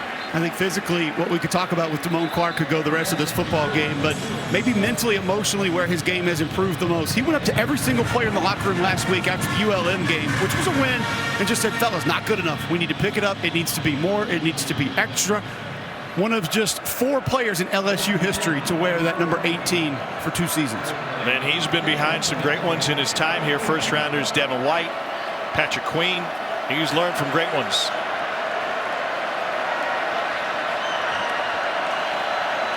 First and 10. Anais Smith out of the backfield. And he picks up maybe a half-yard Cole. Following up with what you just said, Tom, about the great linebackers that have played here with LSU, I had a long conversation with strength coach Tommy Moffitt about Damone Clark before the game. This is his quote. We have not had a linebacker with all of his tools play at this university. Whoa. You think about the dudes that have played that position in this uniform, to hear something like that from a guy like Tommy Moffitt, pretty impressive. He opened the season with a 14-tackle performance against UCLA. He had 20 in the loss to Ole Miss. Calzada delivers to his tight end Jalen Weidermeyer, who fights for as much as he can. Clark in there with Lewis. It's a gain of 10 and a first down. That's a matchup I think they need to continue to exploit. I mean, Jalen Weidermeyer is going to be a top draft pick, might sneak his way, or maybe more than sneak his way into the first round. The physical tools are off the charts. With the injuries outside, it's a guy they got to keep going to tonight. They'll run it with A-Chain. He gets hit in the backfield. Mike Jones Jr. Who? It's a loss of 1. I don't think Jordan has any idea what you're talking about. No, yes, that's I do. I was trying to remember the number. What's 280-8004? The youngin' on the crew. Yeah. Come on, Mike Jones. Get out of here with it. We're learning them. We're learning them good, Cole, especially after your lyrics with Shaq.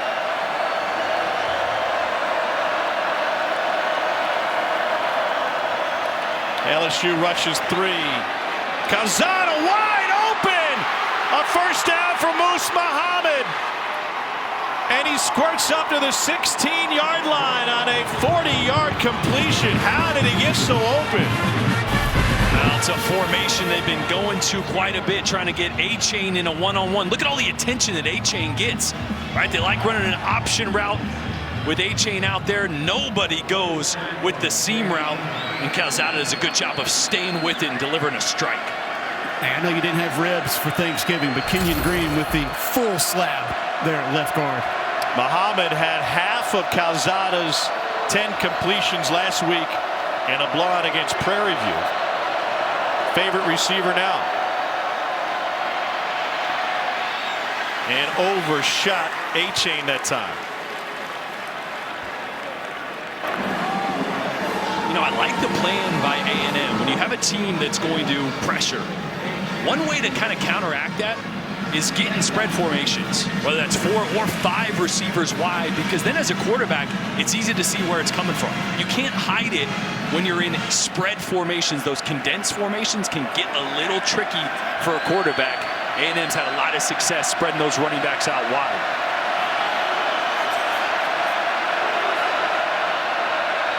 Getting a zero look here. They try to run it. Spiller gets turned around in the backfield, and he fights to get back to the line of scrimmage. Sony Fanua put him in the spin cycle, and Micah Baskerville finished it up. Yeah, they're just bringing more than A&M is able to block, with Baskerville shooting through the gap. Again, really tough to get double teams with some of these bare looks that LSU's given them. You'd love it there if you had a zero check, if Calzada could come up and you had just one call that said, okay, if I see that, we're blocking max protection, we're taking a shot. A&M has only run for 10 yards tonight. This is a LSU defense that held Alabama to 6 yards rushing. No safety once again. You're going to get man coverage and a pressure look from LSU. Here they come. Calzada buys time, fires end zone, overshot. Muhammad, the intended receiver, Dwight McLaughlin had the coverage. You've been really impressed by McLaughlin lately. Yeah, filling in for Derek Stingley, right, who has been out for a long time this year, headed to the NFL. McLaughlin wasn't expecting to have a ton of focus this year, but he's been playing really stout on the outside. He's a long kid at 6'2". Those long arms make it really difficult on receivers. And again, cover zero, find your matchup. To me, had Baylor Cupp, your 6'6", 6'7" tight end on a linebacker in the middle of the field, that's where I would have worked, and maybe what Jimbo was telling Calzada there. 33-yarder is good by Seth Small, the senior from Katy, Texas. Jimbo coaching him up. 7-point game.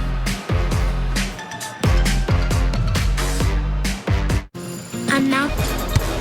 Because the only way is through. ESPN College Football Primetime, presented by Subway, is brought to you by the Subaru Share the Love event, now through January 3rd. Happy Thanksgiving. Also great to see our crew with their families at home and now spending this Thanksgiving weekend with their work family on the road here in Baton Rouge. Hey, the Kublicks with a showing. Cole must be the team photographer there. See some strawberry pretzel salad. There's a big chunk of it right there, don't worry. 10-play, 63-yard drive. The big completion to Muhammad against the zone for 39 yards. But A&M having to settle for a field goal. Will go into the end zone. Jordan, I think I had a legit piece of side of strawberry pretzel salad Thursday. Why wouldn't you? For everyone listening, strawberry pretzel salad is the best dish. I think that's both your servings there. That's like a big tile. Like if you retiled your bathroom, you had big tiles. It's like that size. I had about 4 of those. Cole, we see your plate in the foreground. Why are you wasting time with rolls? I make mini Thanksgiving sandwiches. I take those Sister Schubert rolls, turkey. Oh, I call it stuffing, but it's really dressing, and then gravy, and I make little mini Thanksgiving sandwiches. That's a must-have for me. That's a dress. So dressing's in the turkey? No, stuffing. You literally stuff it in. Yeah. Ty Davis. Weird how that works. No, you just stick with the good stuff, just like LSU did with Ty Davis Price in the Florida game. And A&M's got an injured player down on the field.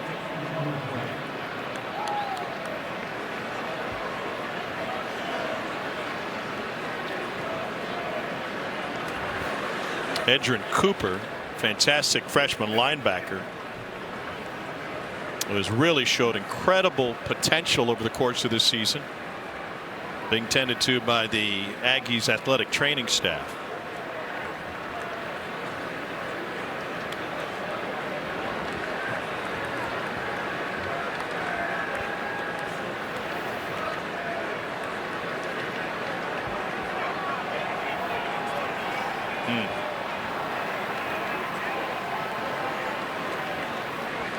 Louisiana native and the product of Covington, Louisiana, getting a long look from the training staff.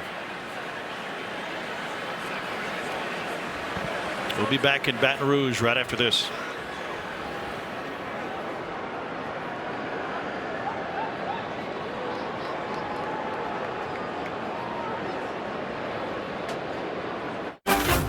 Are you ready for Monday night? Edrin Cooper to his feet and help to the A&M sideline. Scary moment as he took a shot at the end of that play, got his neck rolled over. Leaves LSU with a 2nd and 8.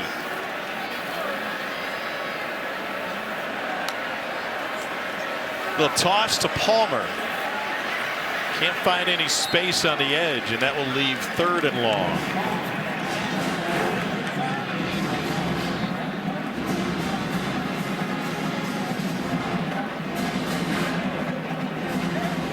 Trey Palmer is an explosive player. He's had 50-yard touchdown plays 3 different ways. Punt return, kickoff return, and a touchdown catch. And another one tonight with a 61-yarder on a screenplay that he took to the house.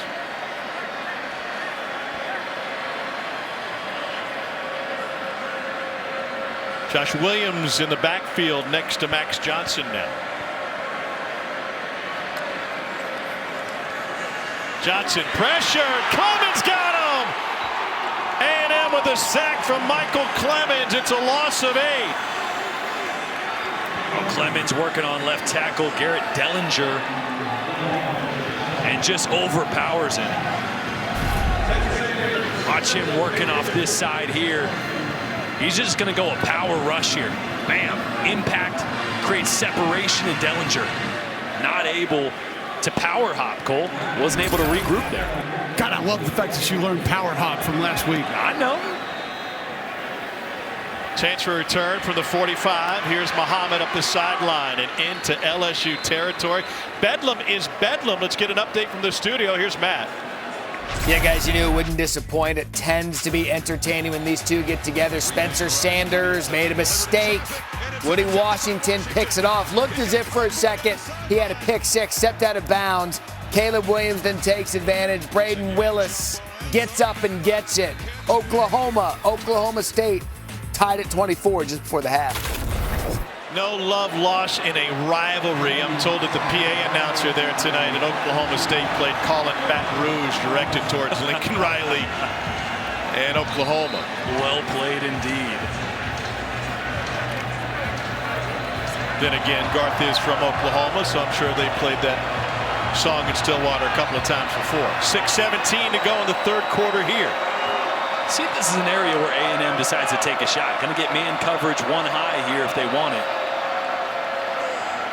Calzada setting up a screen. Spiller couldn't get to it. Pressure all the way into the backfield, and he's had these white unis of LSU in his face all night.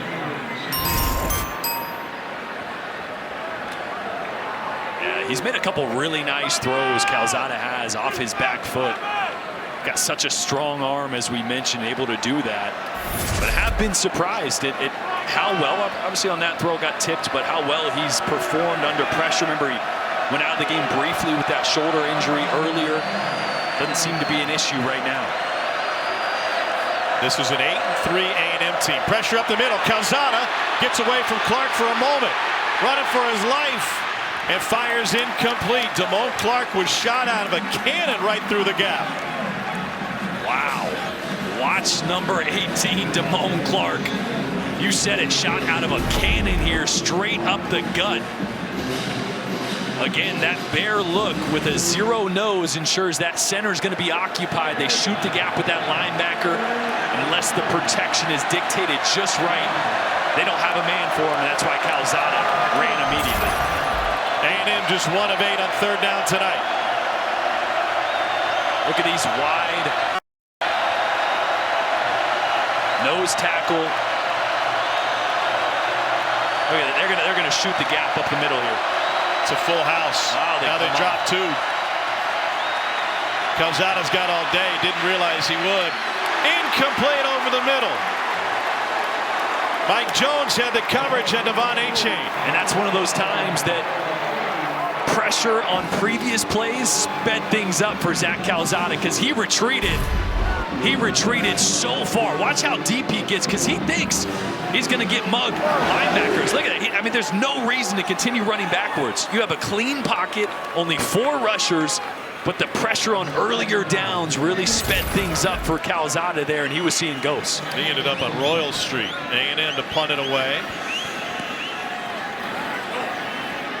Fair catch taken at about the 12. Tomorrow on Sunday, NFL Countdown, Patriots rookie QB Mac Jones sits down to share his journey to the NFL. Plus, Sam and the guys rank the top plays of the week. Kick off your Sunday with Countdown at 10 a.m. Eastern on ESPN. Then our Week 12 Monday Night Football matchup. Russell Wilson and the Seahawks face a must-win game. Take on the Washington football team that's won 2 straight and back into the playoff hunt. 8 Eastern, 5 Pacific on ESPN, ESPN Deportes, and the ESPN app. Our coverage begins with Monday Night Countdown at 6 Eastern, 3 Pacific.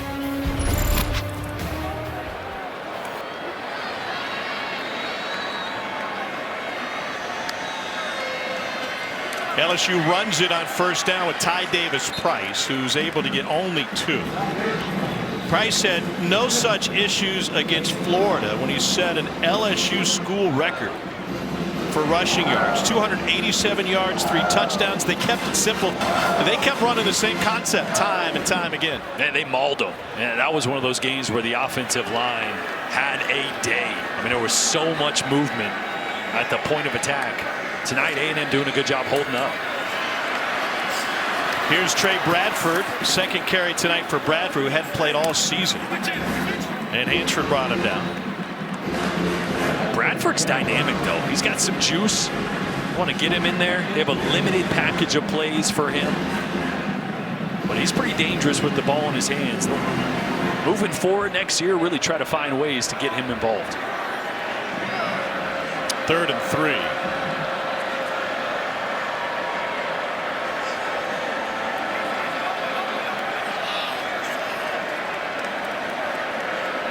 Sometimes they like this quick throw here to Besh in the slot. He hasn't been targeted all night. Runs a drag route, and they go behind him for a first down to Malik Neighbors for a 9-yard gain. Here comes some tempo for LSU.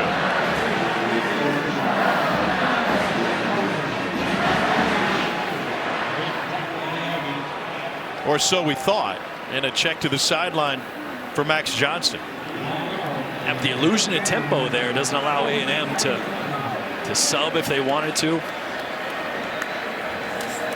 They'll run it on first down. Huge hole. Tight end is Price. Price steps his way through.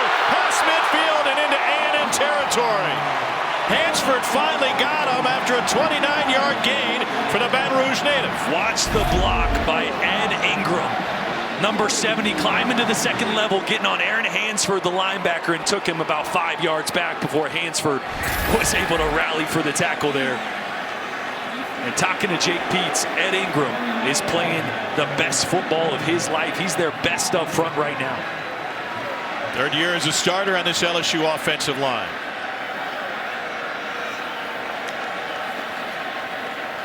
Johnson on play action, complete for a first down. Jeray Jenkins, play action, froze A&M for a moment. Yeah, really the first RPO we've seen from LSU. Max Johnson just reading that backside linebacker. He sniffs in there, gets involved in the run. It's a slant right behind him. That's that run pass option. Jenkins over 100 yards receiving tonight with a touchdown.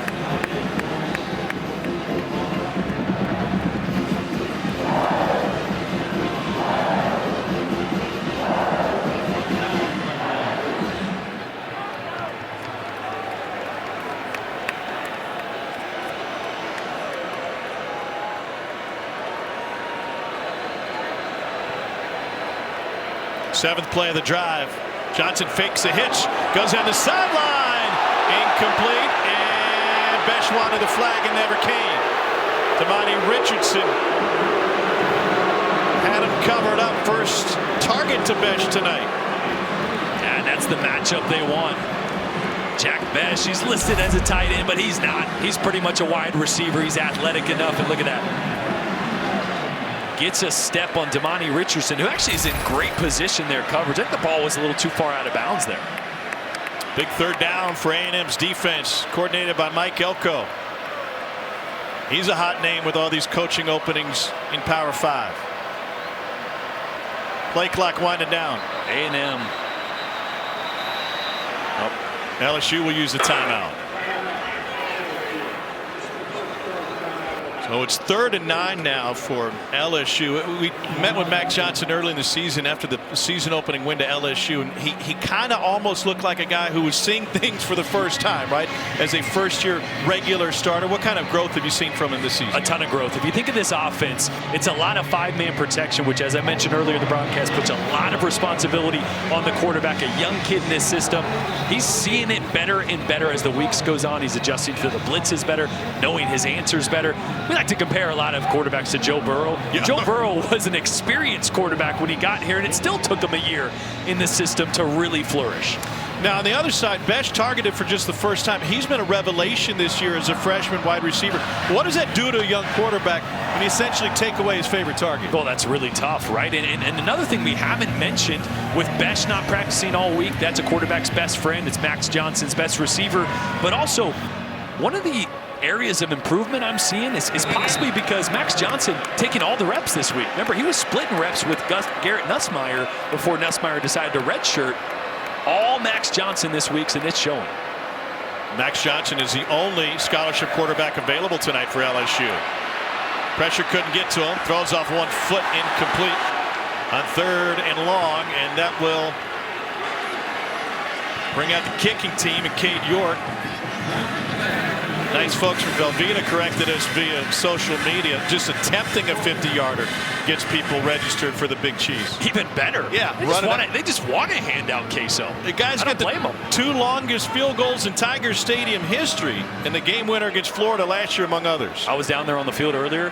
He drilled one from the other 45, and it was just smoked. 47-yard attempt here, no cheese. This is a chip shot. Drills it. And LSU adds to its lead with 2:29 to go in the 3rd quarter. Well, college football has been topsy-turvy all season, and then once again this Thanksgiving weekend. Let's look at your picks for the college football playoff as of right now. Cole's got Oklahoma State there at number 3 with Bedlam ongoing. Cole's got Alabama sitting down at 6. I mean, they did struggle today, but it's the Iron Bowl. What do you got to say, Cole? They've struggled with a couple opponents this year. They haven't looked dominant a couple of times where you would have anticipated them to, including against this LSU team, which is sub 500, an Auburn team that just has 6 wins on the season. You have to dig them for that. Notre Dame has been dominating their opponents. Their resume is vastly underrated. Oklahoma State's resume, vastly underrated. Nobody wants to talk about those things. I think Oklahoma State might be playing better team football than anybody not named Georgia in the country right now. They just don't have the star power. Notre Dame up 24-0 on Stanford tonight. But Paul, they ain't played nobody. I mean, Notre Dame playing Alabama's schedule, I think it's a little different story. But Tom, did you participate in the party? I was asked, but mostly people don't like to see my. I think what's interesting about all of us is we all have Cincinnati ahead of Notre Dame. They owned a head-to-head win. What are the odds, though, that Notre Dame ends up in front of Cincinnati? Oh, they're pretty good because the committee already proved that they're willing to do that with Michigan and Michigan State a couple of weeks ago. So yeah, but Cincinnati's going to have a chance to play Houston, who is a ranked team and a good top 25 win if they get it next week. Absolutely, and Notre Dame's not going to have that opportunity. The championship Saturday could be a big ding for Notre Dame, no doubt. Take us all the way back to 2007 with that drama in the last weekend of the regular season.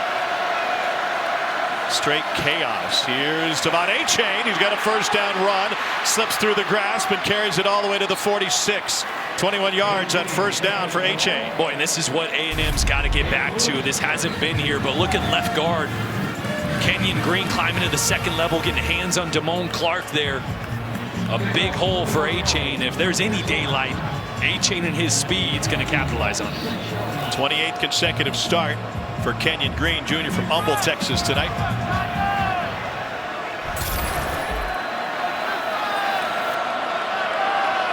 A&M still with only 31 rushing yards as a team. Pressure from the edge. Achane goes left side this time. And Damone Clark finally brings him down after a pickup of 7. Boy, LSU back into a 4-down front there, and Texas A&M getting into a gap scheme. Yeah, a little pin and pull there. Kenyon Green blocking down. Yeah, Bryce Foster pulling around, got a great block there. Man, I would just rinse and repeat. This is the rhythm that A&M needs to get into. Running the football is when this offense is at its best, setting up the pass. Let's see if they stick with it here on 2nd down. Came into this game top 40 in the country in rushing and passing. Great balance. Achane with a first down run. Runs into his own man, bounces back to the inside. 19 yards that time for Devon Achane. Boy, watch Damone Clark here. He's going to hit this gap, the B gap, but the run hits in the C gap. We talk about Damone Clark playing so fast, so physical. 99% of the time, that's a great thing. Sometimes, though, you jump a gap a little early. That's when it hits you on the outside. 1st and 10. A-Chain bottled up, and they bring him down. Loss of 2. B.J. Ojulari, sophomore out of Marietta, Georgia, with the tackle for LSU.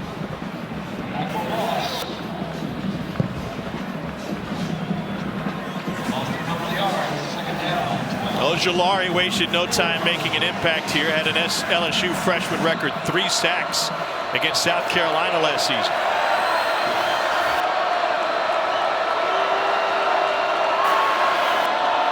An LSU defense that has been productive tonight, but a shell of itself relative to the talent they had on the field to start the year. Calzada on the run. Here's A-Chain. And another Aggie first down. Takes it for 16 that time.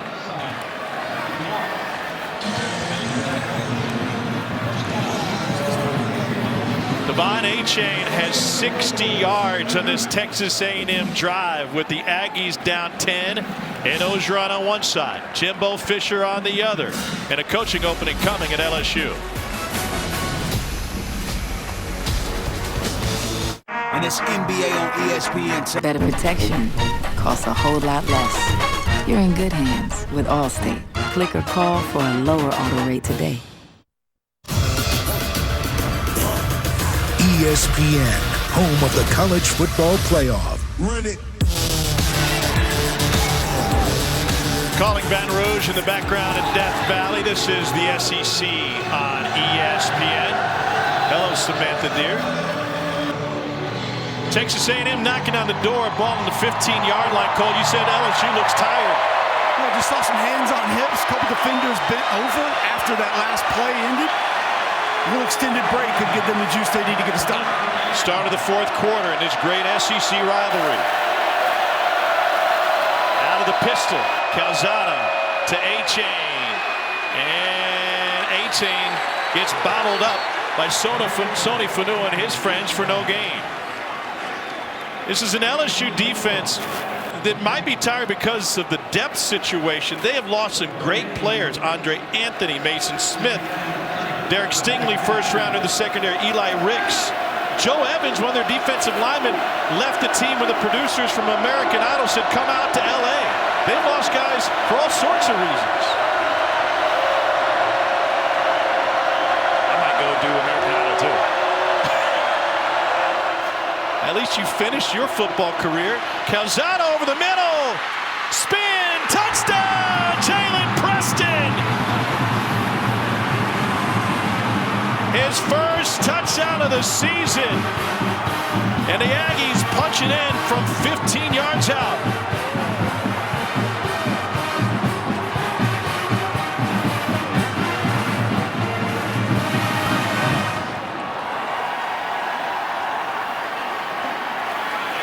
Seth Small for the point after. Devon A-Chain did the heavy lifting, 60 of the 75 yards on that drive. And then Calzada able to get this in. Yeah, watch all the communication issues LSU had right before that ball was snapped. They go in cover 0. Watch this. Watch all the communication here. No, we missed it. So there was a lot of trying to figure out who was on who before that snap. And in fact, the linebackers bumped out to the right that time. And that's right where A&M attacked them. So you go cover 0, your communication has to be good. And on the inside, you have to play hard inside leverage. If you're on that slot receiver as a DB, you got to be a yard or 2 yards inside. You're okay if he gets vertical or goes outside, right? Don't give him the short, easy throw to walk in the end zone. Great effort by Preston, a junior from Manville, to get in there. He's been around this program for a while. 2018 got a touchdown pass from Nick Starkle. It's a blast from the past for this A&M program. A loss here for the Aggies, who put them at 500 in the SEC. Definition of average. Yeah.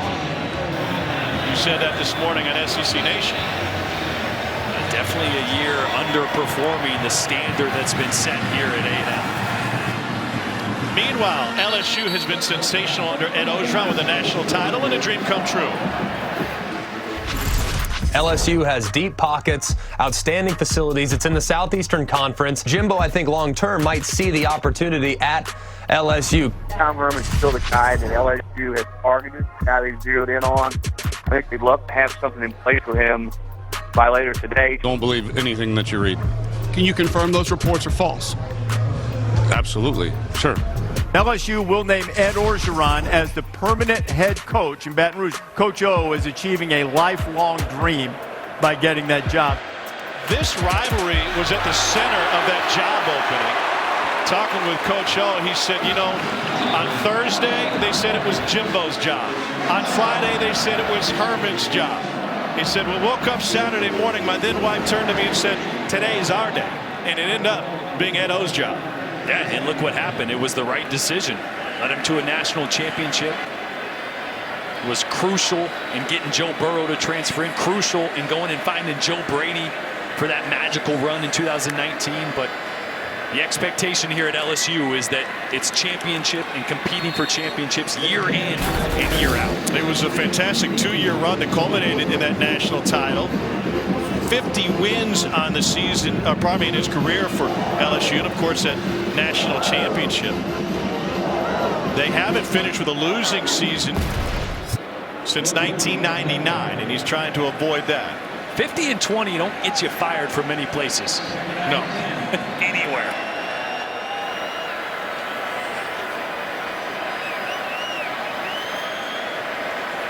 Only the 4th head coach to win 50 games at LSU. How about that? Last coach that finished with a losing season was Jerry DiNardo. Ed O is from down in La Rose, Louisiana. It was always his dream to call this stadium home, and he talked to his dad about other kids going to LSU football games. Why wasn't he going?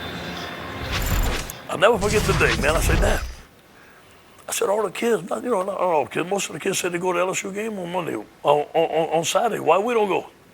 He said, boy, that's the rich kids. We can't afford that. And my daddy said that. I said, okay. He said, but let me tell you something. You keep on working like you are, you will never need a ticket to get into that stadium. Think about when they gave me the key to Tiger Stadium. So every time I open that, I think about my father. It's pretty cool. Ed Orgeron has a lot of things as a head coach. Perhaps his best quality is as a motivator. Every Friday at 3 o'clock for home games, they have a team meeting that is essentially a pep talk. One team, one heartbeat. Someone selected to bang the big drum. Max Johnson goes down and bang that drum with Michael Clemens. 2nd sack of the game.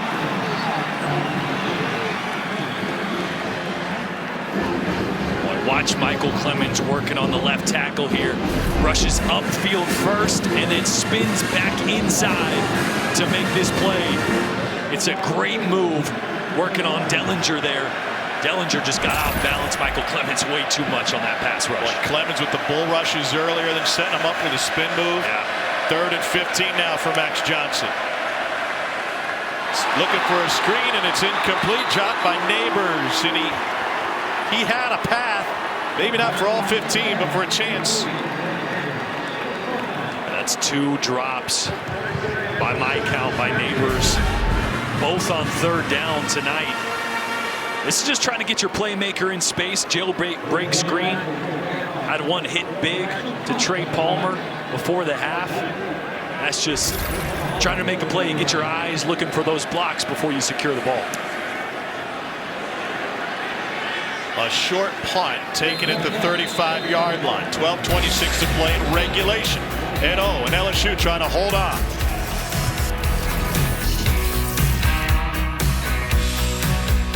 Is struggling to manage your type 2 diabetes knocking you out of your zone? Lowering your A1C with once-weekly Ozempic can help you get back in it. Your way, every day. Invitational consolation game between 4th-ranked Kansas and Rick Pitino's Iona squad. Owns a top 10 win against Alabama. It's 1 Eastern, 10 a.m. Pacific on ESPN and the app. Championship game between Dayton and Belmont is on ESPN2 at 4 Eastern, 1 Pacific. Thanks to Wheels Up, helping make travel easier. Jordan was at SEC Nation on the plains this morning and in Baton Rouge this afternoon after flying in from Auburn. Got a pink plane. Yeah, it was. A little change up. Clash with your maroon. A&M down 3. Calzada backpedaling and couldn't find Spiller. They ask a lot of guys like Micah Baskerville. When we talk zero pressure, I think people think they're just setting the house, but a lot of times they're zone blitzing. They're asking Baskerville to drop, and there's a lot of responsibility on his plate. Yeah, both the linebackers. I mean, you kind of have an option. You're either blitzing unless the line slides to you, then you're a dropper, but you could be blitzing. You also got to pick up the back out of the backfield. So it's not just pin your ears back and go. It's pin your ears back and go, but you better have your head on a swivel because your responsibility could change in a split second. Baskerville and Clark, two of the most productive linebacking in tandem in LSU history. Calzada hit from behind, drop. Oh, Preston, who had the touchdown grab, started to turn upfield before he put the ball in.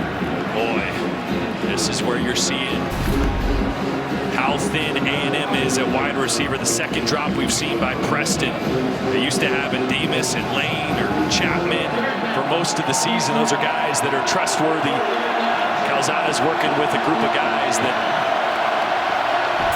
he knows, but not quite as well as some of the ones he's missing tonight. Only one third down conversion tonight for the Aggies. Cover 0. Here they come up the A-gap. Calzada, back foot heaves, flag on the play, and it falls incomplete.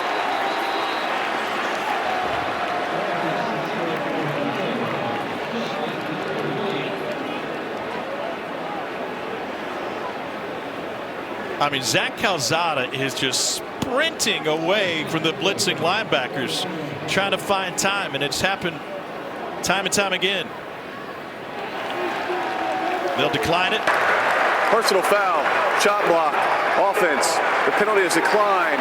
Result of the play is 4th down. Yeah, just unfortunate on that one that A&M didn't have any short routes. All 3 wide receivers were going deep. Not sure if that's what Jimbo was talking about. Sometimes you have a sight adjust.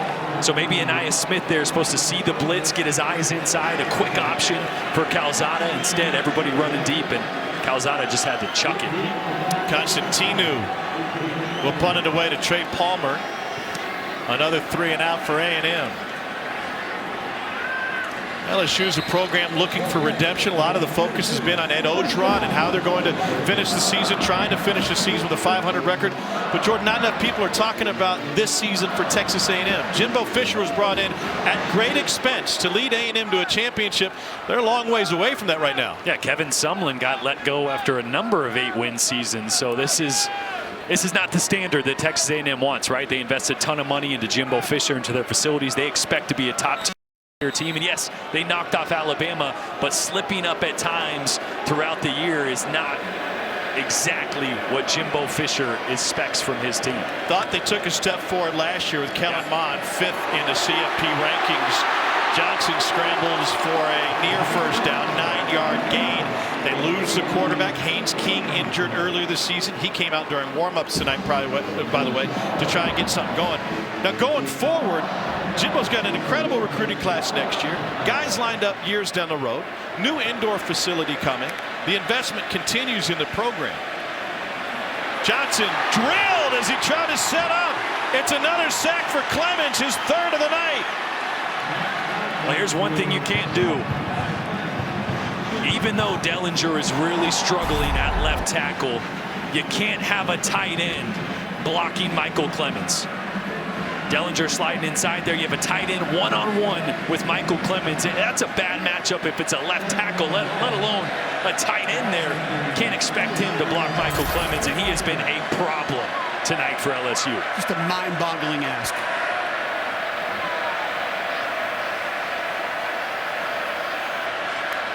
Now 3rd and 8. Johnson taken down from behind. Back-to-back sacks for A&M. Damani Richardson came in nearly untouched. That's a couple couple times that Max Johnson has just been unaware of where his hot route is and where the problems are. You're going to see Damani Richardson come off this side. Watch Besh right here. Besh goes to block, but then he's not supposed to. He's releasing. That's either a complete blow, complete mess up, mental error by Jack Besh, or Max Johnson's got to know I'm hot to that side. My answer is the quick throw to the tight end. The hots have been an issue all season for Max Johnson. Muhammad trying to find some space, weaves through traffic and takes it into LSU territory. Not quite the wrecking crew, but the Aggies are wrecking Max Johnson tonight. Yeah, and once again, you can't ask a tight end to block a blitzer, can't ask a tight end to block Michael Clemens, and that one right there, that one doesn't feel good.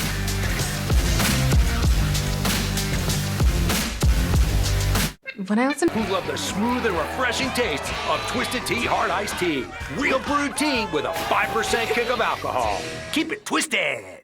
ESPN College Football Primetime is presented by the Eat Fresh, Refresh at Subway and in part by Liberty Mutual Insurance. Only pay for what you need.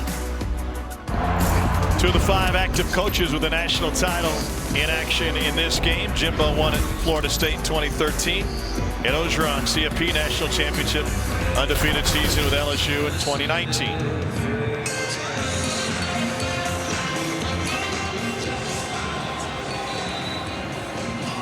This is an absolutely huge drive for A&M. 3 straight incompletions last time they had the ball. I think you got to start this drive with the run. Establish that ground game again here in a game that's close, only down 3. Spiller dragged down by Baskerville after picking up 3. It's interesting. Last drive, A&M went back to the condensed formations. Remember, early in the game, I said this cover 0 pressure look for LSU doesn't like when you get in spread formations. I would widen things back out if I'm Jimbo Fisher. Give your quarterback a clear picture of what he's seeing, what pressure may or may not be coming. But again, here, 1 back and 1 tight end attached, formation into the boundary. Spiller hit and dropped to the backfield. Baskerville, senior out of Shreveport, comes up for the stop. He is all over the place tonight. And just shoots a gap backside. Again, you have Jalen Weidemeyer on that side attached, which allows the linebackers to have eyes inside and read and react to these run plays a lot quicker, as opposed to a formation like you see right now. 4 wide receivers. These linebackers are stressed more. Again, cover 0 here. No safety help. Bringing as many as they can. And it's fit in on the outside to Preston. Caught for a first down. Boy, what a catch. And Preston has had a couple drops, had a drop last drive. But again, quick options versus the cover 0, right? Last time we saw Calzada, no quick options, no quick places to go with the football against the blitz that time. Nice out throw. That's not an easy throw. But Calzada puts it on the money. 2 tight ends on the right side. Spiller looking for space. Just 2 yards for Isaiah Spiller.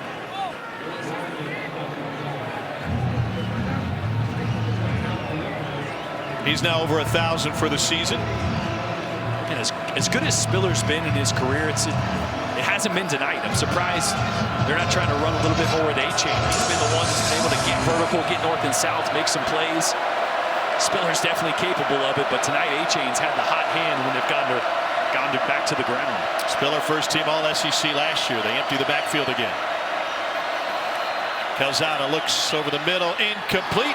Let's take it with the studio. Here's Matt. Guys, more bedlam and bedlam taking place. First, we're going to start with Oklahoma State on offense. Dominic Richardson, first carry of the game, fumbles it. Oklahoma can't hop on it. Pokes do it to safety. Then, Oklahoma forced to punt. It is bobbled. Brennan Presley fumbles it. Broyles scoops and scores for the Sooners, 33-24, Oklahoma. Sooners have won 6 straight in that rivalry. Big 3rd and 8 for A&M. Calzada pulls it back. pressured, hangs a U-turn, stays alive. Bullock complete short of the sticks, and a run for a first down for Preston again. He's got it outside the numbers and into the end zone. Touchdown A&M. Second of the night for Jalen Preston.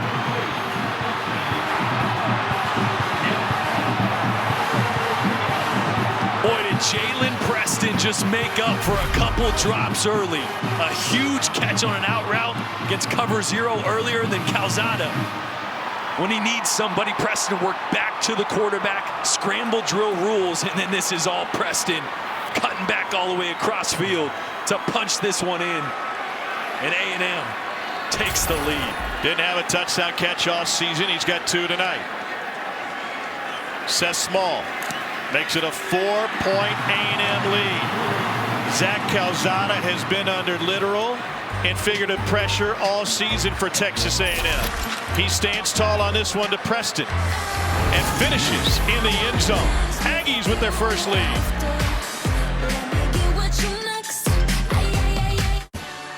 I told you I was going to win. With Windows 11, gaming performs to another level. I might say perfect. Who's ready to show who's the cheesiest? I woke up feeling the cheesiest, coach. Cheez-It, official sponsor of the college football playoff. It's the year of the upset. Is it about the most deserving or the best team? Who's going to play for the national championship? The committee just made a statement.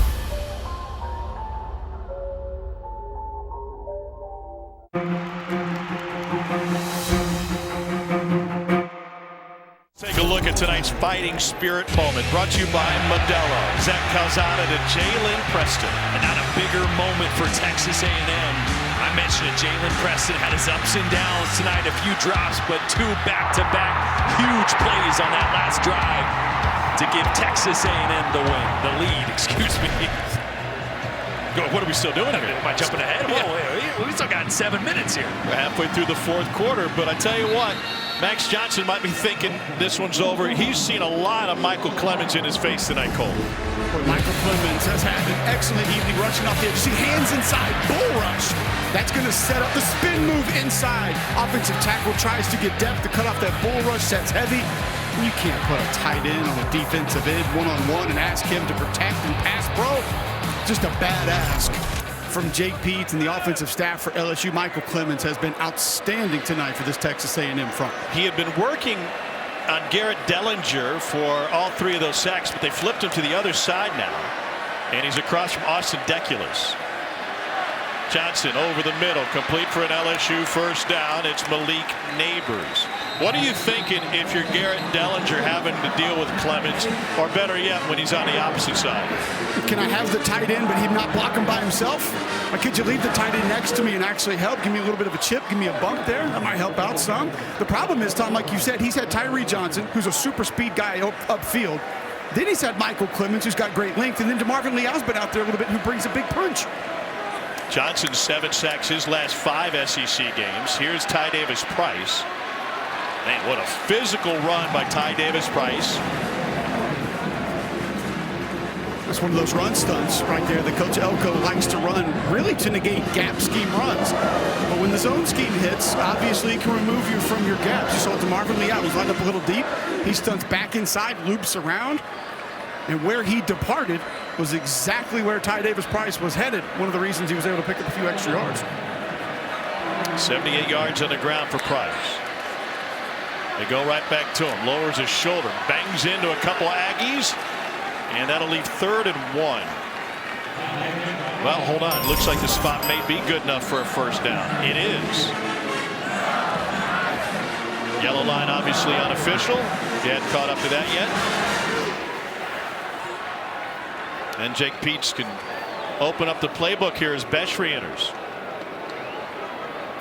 Got a feeling Max Johnson's going to find Jeray Jenkins here pretty soon, having a monster night. He's been his go-to. He's in what we call a nasty split here down at the bottom as the X condensed towards the left tackle. Johnson looking right. Heaves over the top. It is incomplete. Neighbors the intended receiver. Antonio Johnson, the nickelback out of East St. Louis, Illinois, in the coverage. just a little big box concept here. You got a hitch on the outside, a slot fade by Neighbors. That's a pretty well thrown ball here. Man, Neighbors had a rough night. I mean, he's a youngin'. He's just coming into his own. He's got a lot of good football ahead of him. Great game last week, but really struggled catching the football tonight. I feel like we've seen a lot of drops this weekend in college football. Ty Davis Price stuck on 2nd and long. Go back to the Egg Bowl, Mississippi State. Dropped multiple touchdown opportunities. 3 in a row on that one drive. Richardson shoving up front with Cardell Thomas, a sophomore from Baton Rouge, getting another start. All right, 3rd and long here, passing situation. Got to find out where Michael Clemens is. Got to make sure. Number 1. You got more than one guy on him. He's going to be lined up on Garrett Dellinger again. And this is the matchup. Yep, this is the matchup that he has exploited all night, working off the edge here. Got all 5 offensive linemen covered up. A little bit of a shift now, but trying to force 5-man protection. See if this running back helps now. They're going to flip him. Play clock at 1. And they don't get it off. What role did Michael Clemens' positioning have in that delay game penalty? Well, you saw him looking to the sideline. I think they were making sure the protection offense was where it needed to be. 3rd down. Cole, what role does the center Liam Shanahan play in this scenario? He plays a big role of identifying things, Tom, and getting people to the right places, but he can't change it. He's not looking over to the sideline to get a new play potentially. So he can only distribute what's given to him by the quarterback. Or when the front changes, obviously you realign things, maybe change your point linebacker, and that can change assignments. Dellinger and Ingram chatting pre-snap, 3rd and 14. Running back's going to work back here and give some help out to the left tackle. Here comes Clemens. Got to him. Johnson escapes once, but not twice. And the Aggies clean it up again. DeMarvin Leal, the beneficiary of Clemens repositioning Johnson. Boy, Josh Williams, the running back, is going to work to the left, but he's going to work inside. He's got to work outside and help out Clemens. He's got to help out Dellinger on the outside there. I mean, you're working to the left, and I'm not sure if he wasn't told on the sideline. Obviously, his responsibility first is linebacker to Sky, but you got to know Michael Clemens has been in the backfield all night. Help your left tackle out there. 5 sacks tonight for the A&M defense. Aggies offense will have the ball when we bring you back to Red Stick.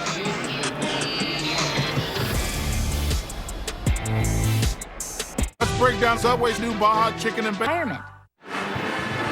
Jason Aubrey with the announcement a moment ago. The personal foul penalty on Texas A&M. Terrion Lee Jr. for blocking out of bounds on the punt. Watch number 23. Yeah, you love the effort here right about the 40-45 line right here. But once you hit that white paint, you got to let them go. Taking people out over there. So half the distance to the goal line. SEC Network have you covered on Conference Championship Saturday. A 4-hour pregame show before Georgia and Alabama square off at Mercedes-Benz Stadium in Atlanta. It all starts at noon Eastern, 11 a.m. Central. Then after the game, be sure to head back for a full game breakdown, interviews with players and coaches. You can always watch on the ESPN app if you're out and about. Nobody covers the SEC like we do. 4 hours? I better get my honey and water ready. Oh, is that JoJo's coming? Here's a look at the Power 5 championship games. ACC will be Pitt and Wake. Oklahoma trying to hold on, could force a rematch with Oklahoma State in the Big 12. Michigan with the win over Iowa State punched its ticket against Iowa, Utah and Oregon, and Georgia and Alabama. Michigan beat Ohio State today. Get in. Manhandle. That was a physical game.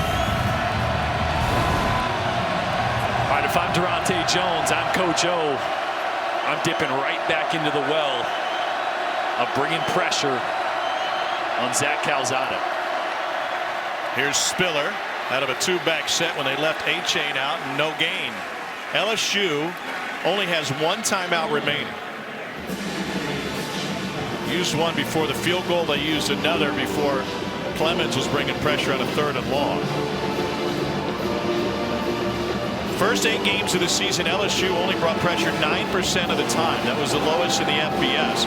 Last 3 games, you see Durante Jones in the foreground. He's dialed it up at 52% of the time.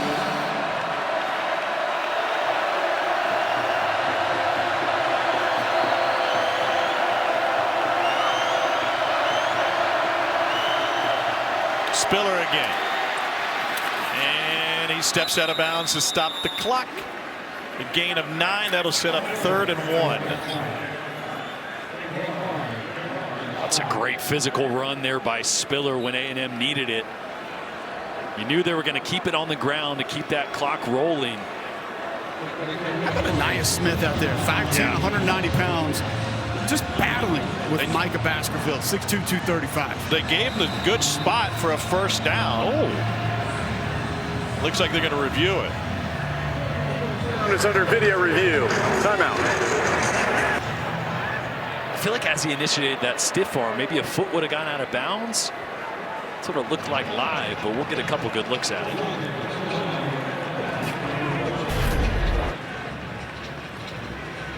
Just a little toss crack play. 2 down, 2 around. And Orgeron right on top of it. Yeah, did that toe go out? Sure, it looked like it did, which would put him. The divot would suggest he was 2 yards short. About 2 yards. Let's see if we can see his right foot on this next step, right? Now we're not going to be able to see it there.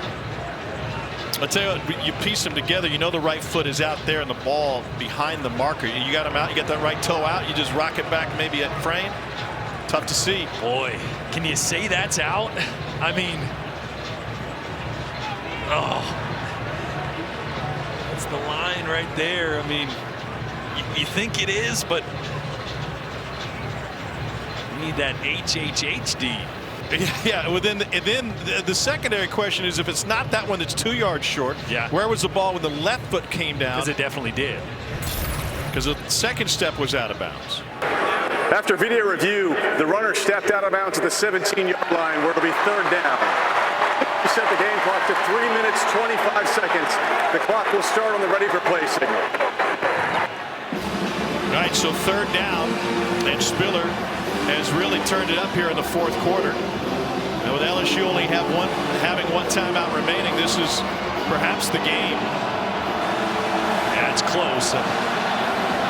Even if A&M got the first down here, LSU with the 1 timeout will still be able to, if they could stop them, have a little bit of time to get the ball back. But this is when you need it right here. 3rd and 2. They need really good push in here. I'd be behind 55 if it was me. Out of Glenn Logan and Neil Farrell. Kenyon Green, the left guard Cole was referencing. Weidermeyer motions. They're going to throw it. Calzada pressured, lets it go. It is caught short of the stick by Weidermeyer. Damone Clark, another tackle. Play call? Don't love it.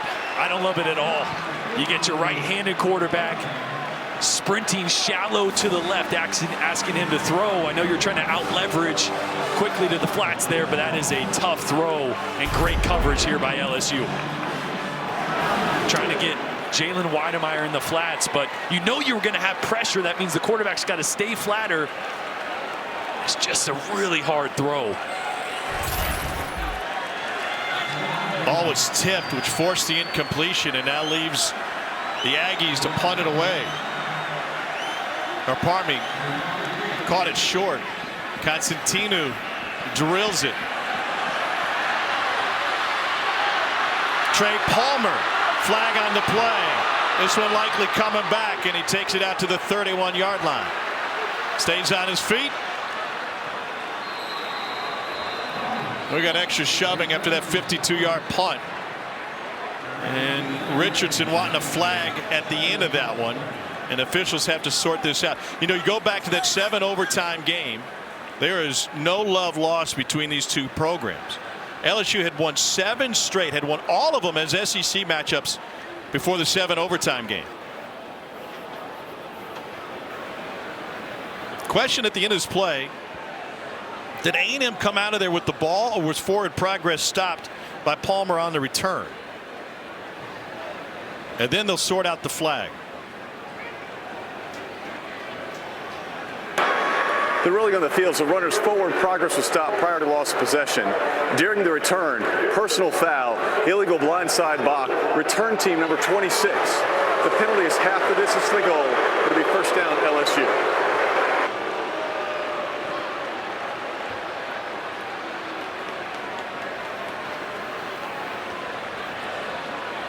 This is one of those blocks that 5-10 years ago even this is applauded. They don't want you to go up high there, attacking the head or neck area.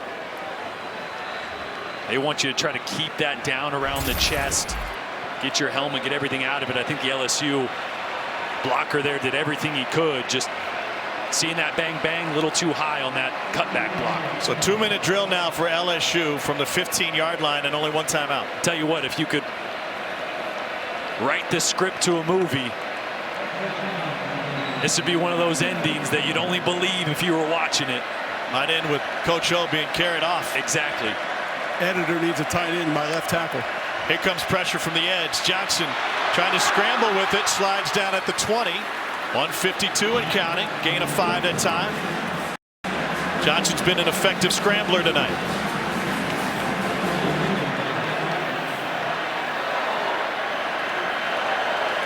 Second of 5. They bring 4.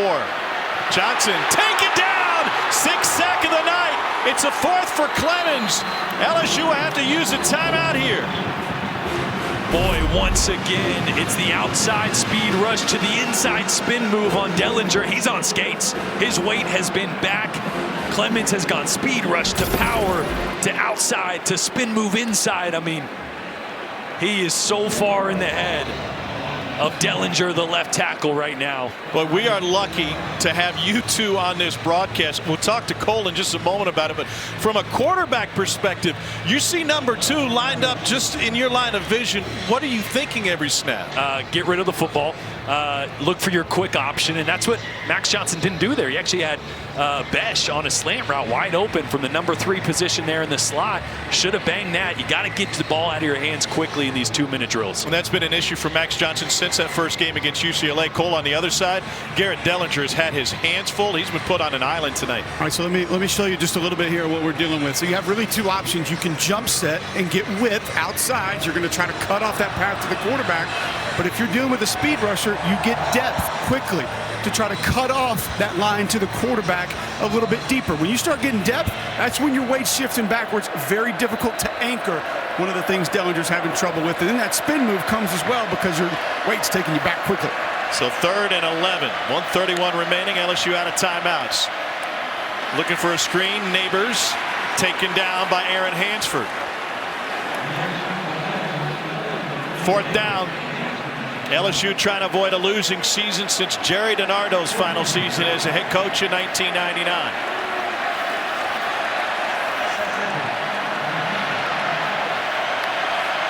Johnson on 4th. Stands tall, delivers a strike to Besh. First catch of the night, trying to get out of bounds. He won't, but the clock will stop for a moment to move the chain. Boy, and this time he finds Besh. Had about 10 yards of cushion pre-snap. Great decision there by Max Johnson. Clock rolls now, 55 seconds to play. Johnson steps up, fires, sideline! Caught! First down, Jenkins, and he gets out of bounds. Nearly had the knee down on the slip. It goes for 31. 48 seconds left. A little blown coverage on the backside there. The corner sitting in cover 2. I think he's got help over the top, and the safety just never got there. And a strike by Johnson. LSU with time to set up this offense. Will shift the formation. Johnson out route. Caught. First down. Malik Neighbors. Max Johnson spreading the love. That goes for 11. Oh, it's just an out route by Neighbors, who has a few drops on the night. It's a contested throw here. Antonio Johnson all over it. Johnson 2 touchdown passes tonight. They've both been long ones. Pocket holds. He's got all day. And we'll send that one to the cheerleaders. Really good decision there. Almost an identical concept, trying to get an out route. there to the sideline with a go route protecting it. Nothing there. Johnson chuck it out of bounds. Give Jake Peets the ability to take a breath, get back to a play call that he feels comfortable with. Protection, the biggest difference on this drive, fellas. Yeah, A&M just rushing 3 on a couple of those.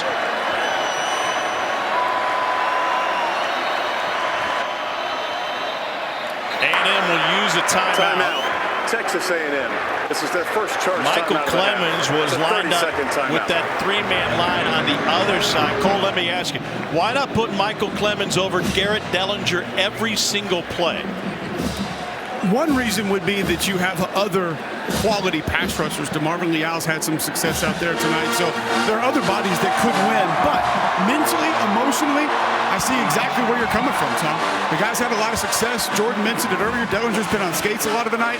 Get in his head, get out there, and try to make something happen, especially if you're going to rush 3. If you can get that one-on-one, you probably think that that's going to be a win. But a lot of times, alignment, strength, boundary field, where the ball is, takes different defenders different places. Now let's go upstairs. Jake Peets has found a rhythm in play calling with his quarterback on this drive. Yeah, and I think you got to be careful of blitz here because A&M showed right before that timeout in one of those looks where Damani Richardson blitzes off the edge, so give some protection. And again, a bunch formation. It looks like it's going to be to the boundary. Jake Besh at the bottom of your screen. Richardson has 1 sack tonight. They got 3 safeties in the game now.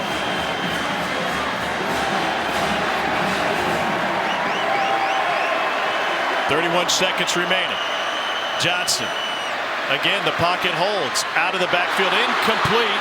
Trying to get it to Josh Williams.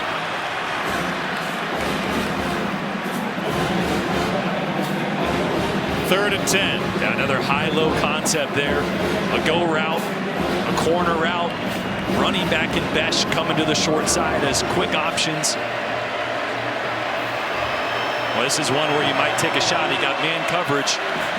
Neighbors here with a little cushion, but he's going to be in man. He might take a shot right there. See if Johnson has time. Here comes the pressure. Lets it go. It is caught. Jerome Jenkins. 28-yard strike. Yeah. Coach O trying to go out a winner.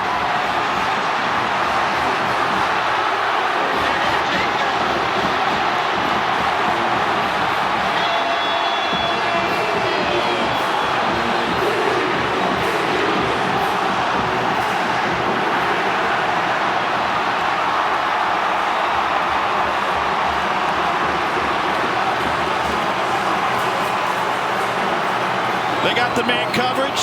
They took a shot, and Johnson puts it on the money to Jeray Jenkins. The color of the back of his jersey indicative of the pressure he's been under. Can't speak enough of the pressure Ed Orgeron's been under. Boy, nobody wants to send Coach O out on a higher note than everybody wearing white down there on the sideline. Cade York makes it a 3-point lead with 20 seconds remaining. Aggies still have 2 timeouts left. And an absolute dagger of a throw by Max Johnson. You mentioned it. Would he have enough time to take a shot?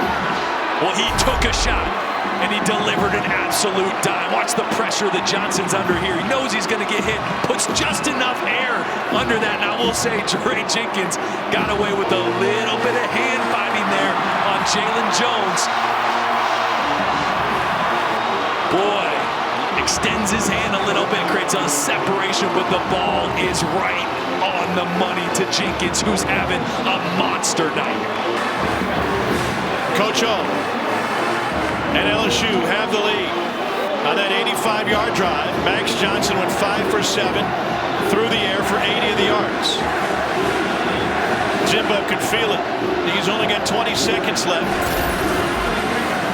With an A&M team down a field goal. What a night for Jeray Jenkins. 141 yards through the air. The strong arm Calzada will have his shot.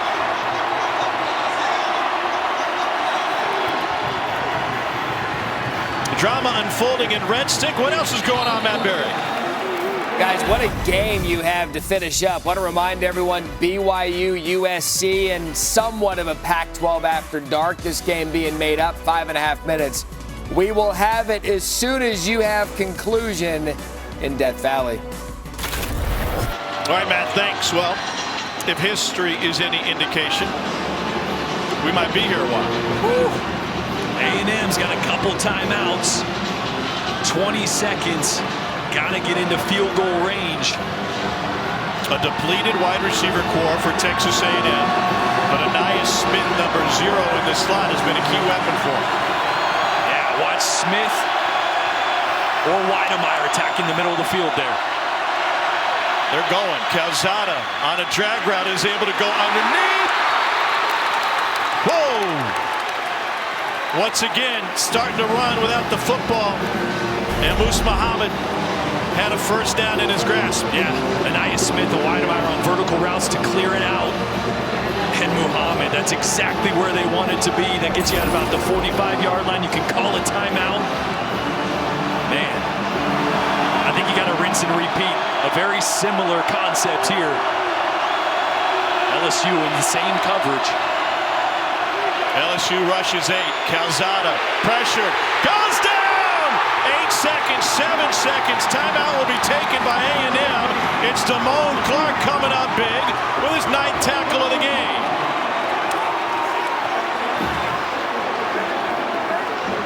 Just no quick option there.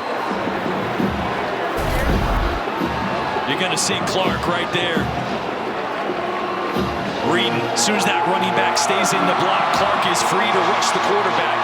And he's not identified in the initial protection there by at least the right side of that offensive line, which is why he's not picked up. And Calzada nowhere to go with the football and not able to get away from number 18.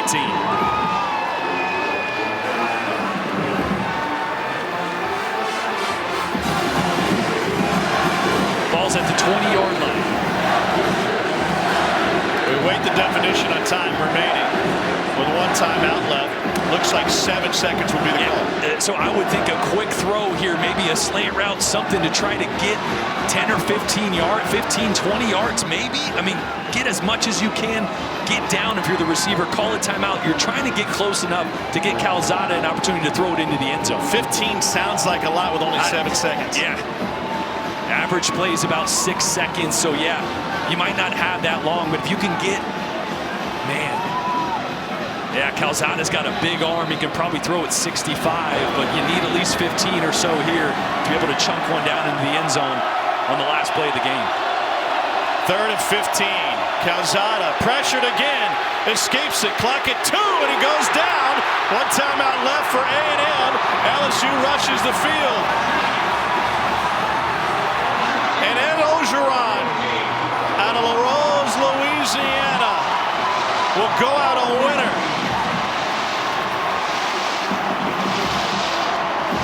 27-24 the final. And it ends on an LSU sack. Quick pleasantries with Jimbo and Coach O, and the Tigers bowl eligible. Hugs and smiles down the field. Cole, it's yours. Coach O, are you kidding me? These guys kept on fighting, man. Hey, I can't say enough about our football team and our coaching staff. So proud of this team. Why did this team play for you tonight the way that they did? It was about 19 seasons. It wasn't about me. I told them this is never going to be about me. This is about the team, one heartbeat. So proud of them. Jeray Jenkins down the sideline, man-to-man coverage, catches that touchdown. Take us through what you're thinking when you're watching that play. I thought we were going to make the play the whole time. I thought Jake did a great job of calling the last couple of plays of the game. Give it to our whole team. It's a big team win. Coach O, give it to me one more time. Go Tigers. Wow. Boundless enthusiasm and optimism for Ed Ogeron in his final game as LSU's head coach. Game-winning touchdown with 20 seconds left in a thriller in Baton Rouge. Let's get you to BYU, USC, where Dave Fleming, Rod Gilmore, and Stormy Bonatoni are on the call. So long from a thriller in the SEC tonight from Baton Rouge.